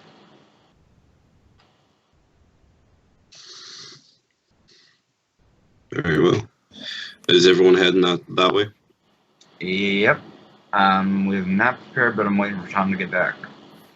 I'm here. Before we jump further, I was incorrect with my assumptions on how the ring worked. Apparently you don't need to be attuned to it to store spells into it. So I would have just stored them into mine and handed it to Pry. Yeah, I'd give Pry that one. Oh yeah, the caster doesn't need to be attuned. The user has to be attuned. No, hold on. I thought we wanted Pry to have a ring with Revivify in it. Does she not get Revivify? Nope. No. Nope. Only clerics get. Okay. Permanent. Then like that other one would go to. This brings you back ring. Spells. Sorry. And now I can finally kill Dom. And as we've agreed, casting those spells will consume those diamonds. Right. So yeah, it'll consume the diamond as the spell goes into the ring, right? Right. Yeah. But it will allow, you said Pry and one other to whoever else is carrying a ring to have Revivify and second level spell or 2 first level spells on backup. What did we say for the rings then? I thought it was one had Revivify, one had a counterspell. Oh, that's clever. We can do that, and then I'll need to get back to you. I'm not sure the rings can be used as a reaction. It says any creature can cast a spell. Sorry, I thought we hashed all this out. We had during the week. Revivify. I thought using the ring was an action. Can we, for purposes? Yeah, we will deal with this not tonight. No, Okay. I was going to say just have Pry attuned to the ring as. Yeah. We would have had it if we'd have had the information right. Yeah, I had. So who's attuned to the rings right now then? Okay, so one of them will go to Pry. And keep in mind, you can only have 2 rings, magical rings at a time. Right. So if you do have 2 rings, you may not use the mood ring. Oh, really? Yeah, just 2 rings at a time. Right, we added a magical quality to that. The only person that affects is Finn. I have 2. It would certainly affect Mycroft because wouldn't he have 3 rings already? Affect Mycroft. I just have 1 ring right now. So, well, 2, including the mood ring. You can cast any spell stored in it. That's all it says. Okay, so yeah, we'll assume that you can use it as a reaction. Yeah, you just cast it by touching the ring as the spell is cast. Yeah, that sounds fair. So, yeah, and if we have any corrections, we'll just do that all fair. Okay. Right. Okay. Instead of putting a Revivify in Pry's ring for now, I'm going to put a Divination in it. That. Say, now you can speak with your god. Oh, shit.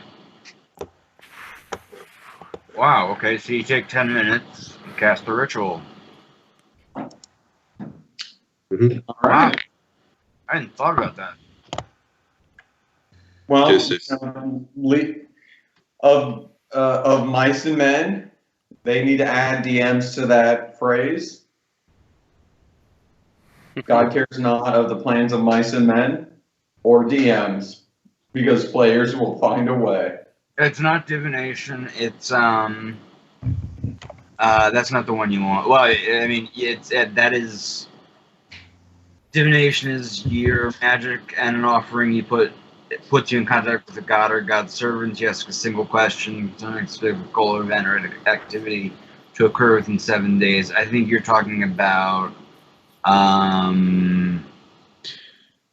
No, you mean Audrey? Augury, yeah.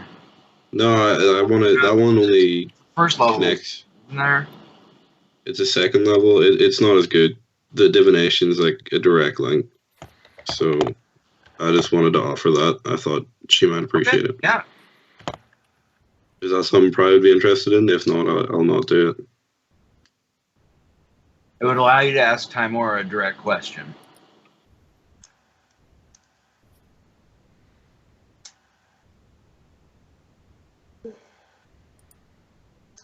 I appreciate the thought. But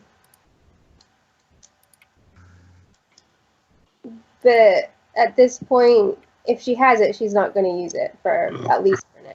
It's not something she's interested in using at this point. Perhaps another time. Yeah. And I would make sure Dom had the other ring. He's got counterspell and hold person on his, I think. Okay. I don't think we're going to be encountering combat tonight. So let's not worry about hashing out spells tonight. Cool. Okay. We moving on? Yeah. So, Tom, shall I move us to the... Already did? Oh, there we are.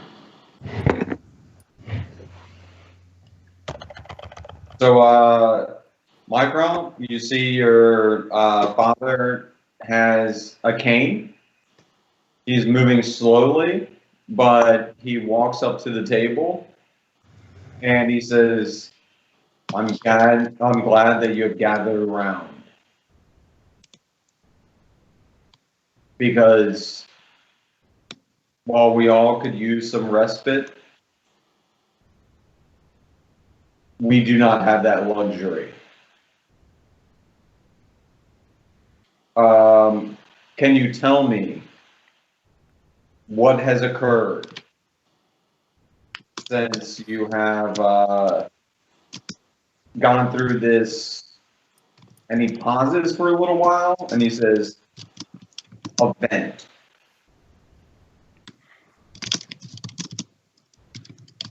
I would turn to Aubron and say, your recollection of this would be much greater than mine. Do you care to fill in my father on what's happened? I sit and lean over on the table and go, well, I'm not very much good when gods are concerned, but what I can say was back 50 years ago, we were hunting down the leaders of the cult of Raiden. There was one man in particular, the high priest Gannett, who was, as it turned out, a fake. The whole church was propped up on stilts, and he was using it to basically summon Fenrir back. He was successful in doing so. He sacrificed himself to do it. And, well, I guess you guys kind of figured out what happened after that. The other unusual thing that we encountered while we were back in Holy Rock back then was it's hard to even conceive, but Bahamut, the big dragon god dude, was captured and trapped by Tiamat and others working together to hold him. We were able to release him, but he, in trying to get us back to civilization, we were trying to head to Solva, he kind of got us here. So I don't know if that helps much, but I think that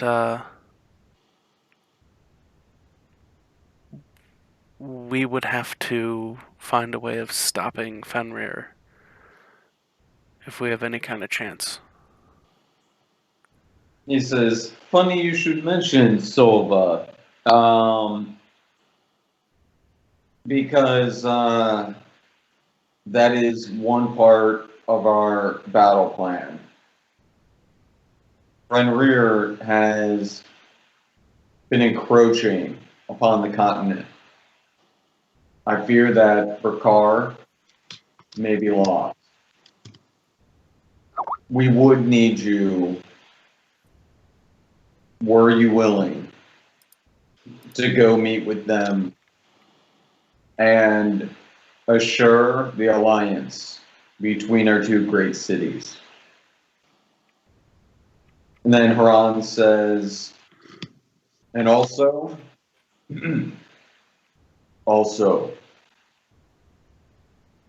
the giants have since had to migrate to this continent, and they now reside in the mountains northwest of here.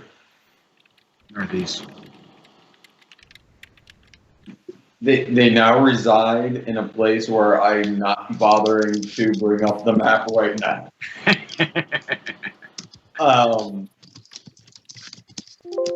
And the giants are not united as you would think. They're united with themselves, but not with the mainlanders. You could go to them to see if they will aid you. All of the free peoples to help to drive back the wolf, the beast that is coming to swallow the moon and the sun. And then, Perrin? And finally, and they should be arriving in a couple of days, from the city of Irahon. Well, technically, the forests, well, actually the clouds north of Irahon. We've enlisted the help of some Pegasi who would be willing to help bring you to a temple in the clouds.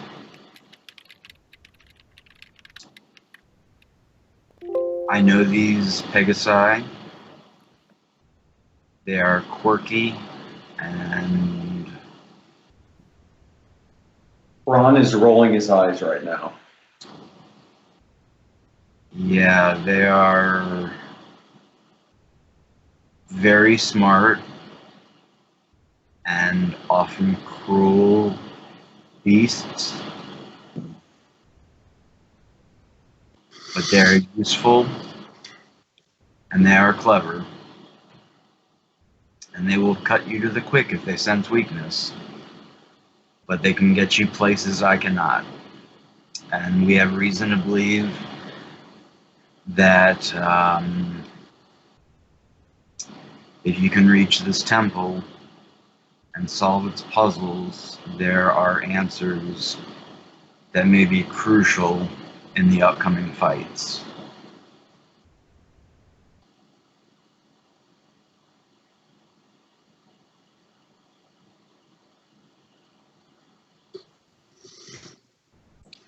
So, Ron says, deliberate amongst yourself, but I'll still need time to figure out whether or not they will be receptive. And with that, I will take my leave. And he's talking about the giants. And Ron leaves. I'm gonna follow after him, but for the game's sake, we'll maybe do that another time, just to keep things going.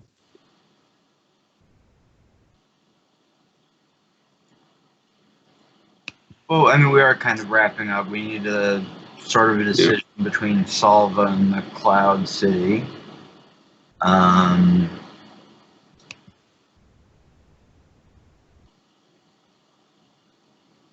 then we can kind of finish on a conversation with Ron, if you like.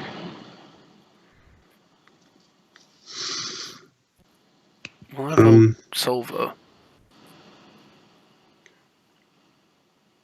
Because I believe that if there's knowledge to be had, we could probably find out more about maybe even this temple there. There's some extremely smart people in Salva.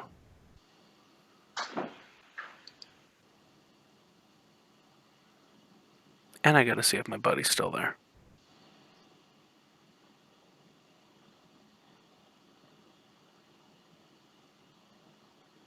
It would be wise to gain knowledge before we head, but how much time do we have?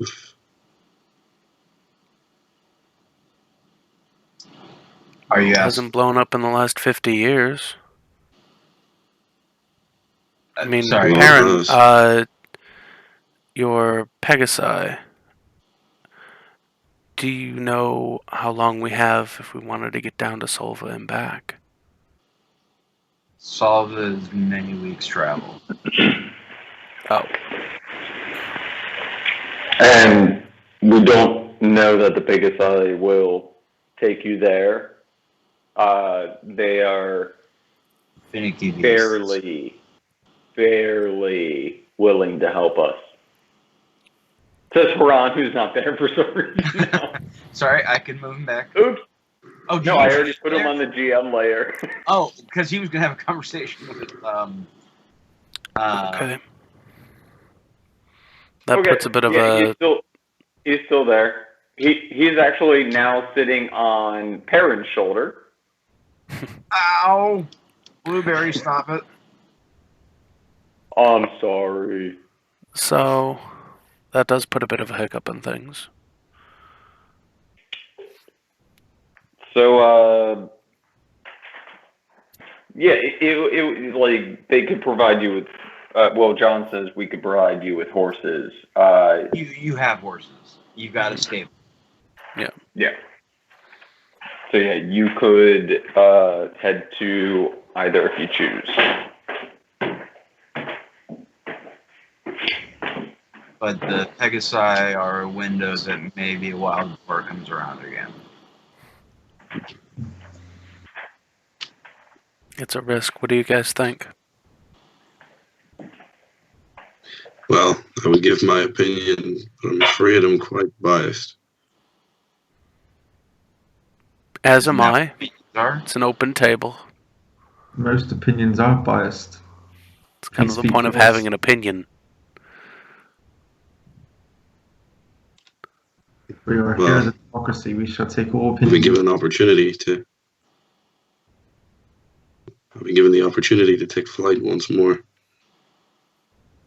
I'm afraid I'm biased.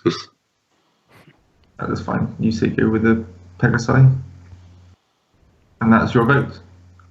Oh. Pry? It's my vote as well. Finn? A cloud city is like a city built on water. That sounds pretty cool. But Pegasi seem... I've always wanted to meet one, so I don't know. I'll just do whatever you guys want to do. Now is not a time for indecisiveness. Cast it. I can borrow my coin if you want to flip one. I know how important friendships are, and no one's going to stop being your friend because you made a decision. No, but Aubron wants to see his friend in Salva, and I wouldn't want to keep anyone from seeing their friend. I should have prefaced this. I will go with the group's decision on this. I've said my piece. That's what I believe. But it's up to the group to decide.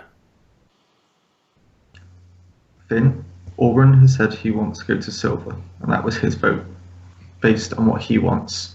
You need to vote now on what you want. not on what Aubron wants, or what Pry wants, or myself or Dom. I've just never been good with strategy or anything like that. It's not a strategic decision.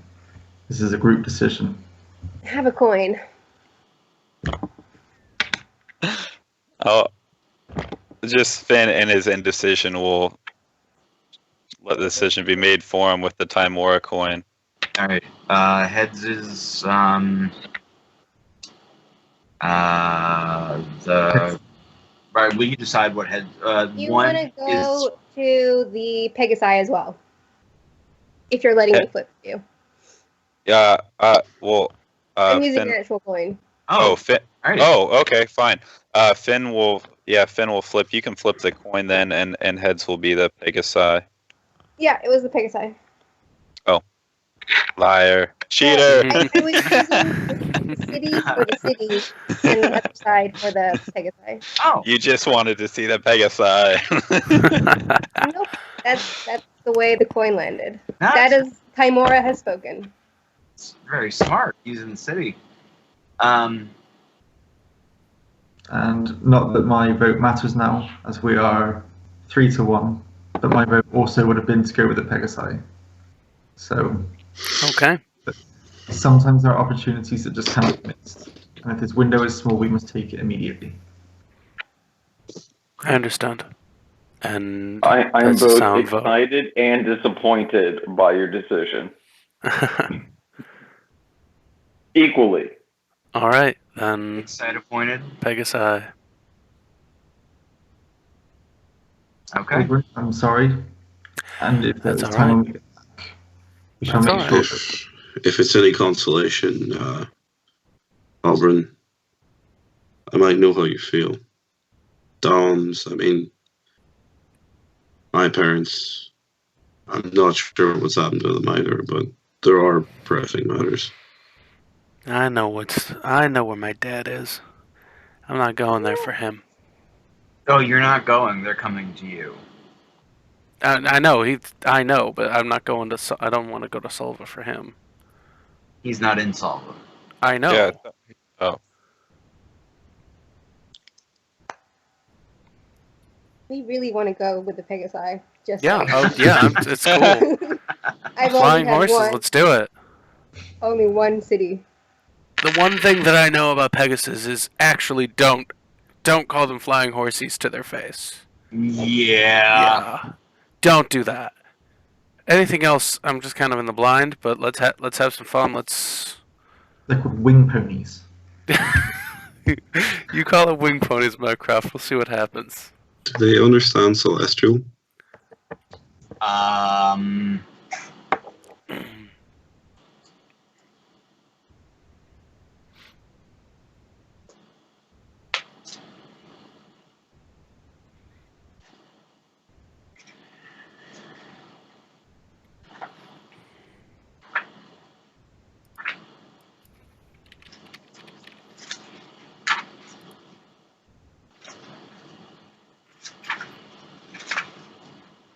Languages: Celestial, Common, Elvish, and Sylvan.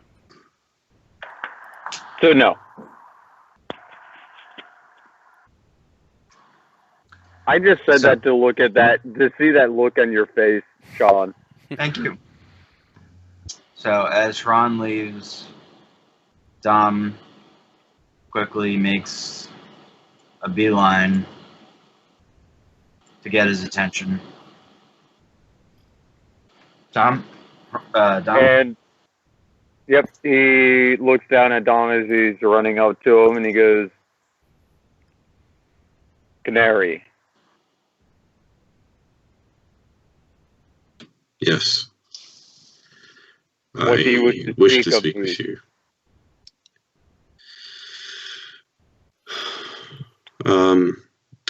Just to speed things up a bit, I'll pretty much tell him what I told the party. Yep, and he does not seem surprised. You're kind or well versed. Our history is long.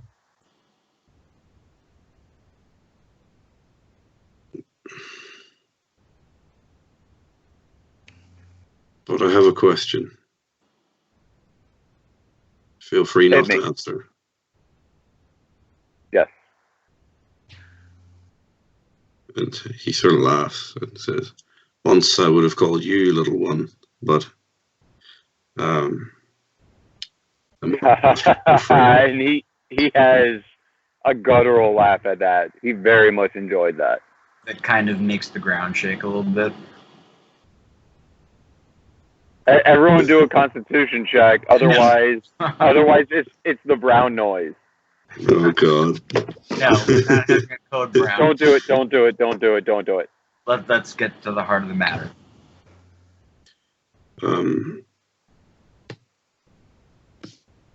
So,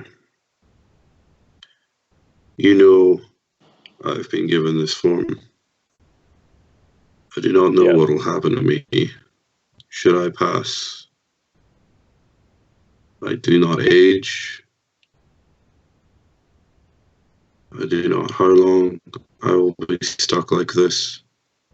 Everything is so dull, so lifeless. Nothing smells like it did. My senses are weak. My body is weak. My mind is weak. I am not what I once was.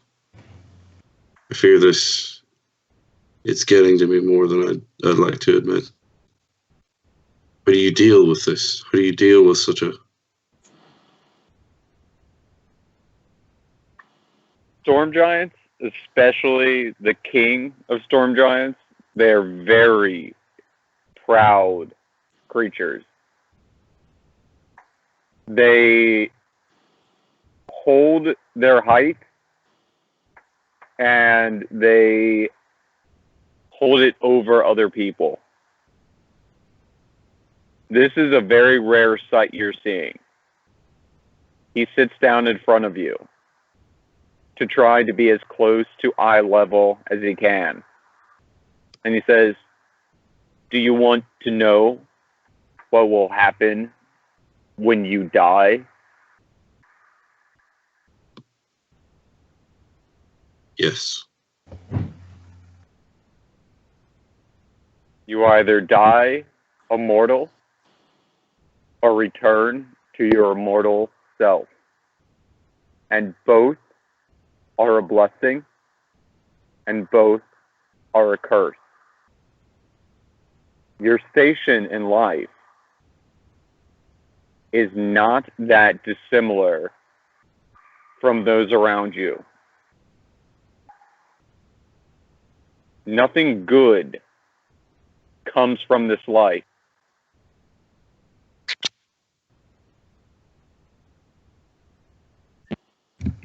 I see. Can you hear me now? Yep, my headphones died. Nothing good comes from this life that you do not make yourself. So the answers you seek matter much less than the actions that you take. Little Canary, I know you've been brave. And I know you've had a hard past behind you. And I know you will have a more difficult path before you. But you've been brave, you've been good, and I foresee that your life, however long or short it may be, or whatever comes after it, will help, if not you, then these people that you claim to hold tightly into your heart. Now, wash away these silly thoughts and go make something good in this world. And he takes a literal giant handful of snow and throws it on you as he smiles and laughs. And he stands up, starts to walk away. I'll sort of lie back in the snow and look up into the sky and just start laughing and just lie there. And peeking through the snow clouds, you just start to see the wings of white horses against the sun. And that's where we're going to end tonight.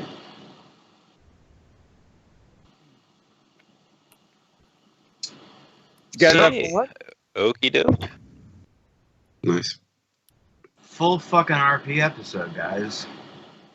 Yep. That's a hard load to carry. Well There's a done, lot of shopping. Yeah. Oh, Let's never buy things again. We're not Let's buying only find anything them ever. on corpses. alright, I'm gonna stop the recording here. Okay.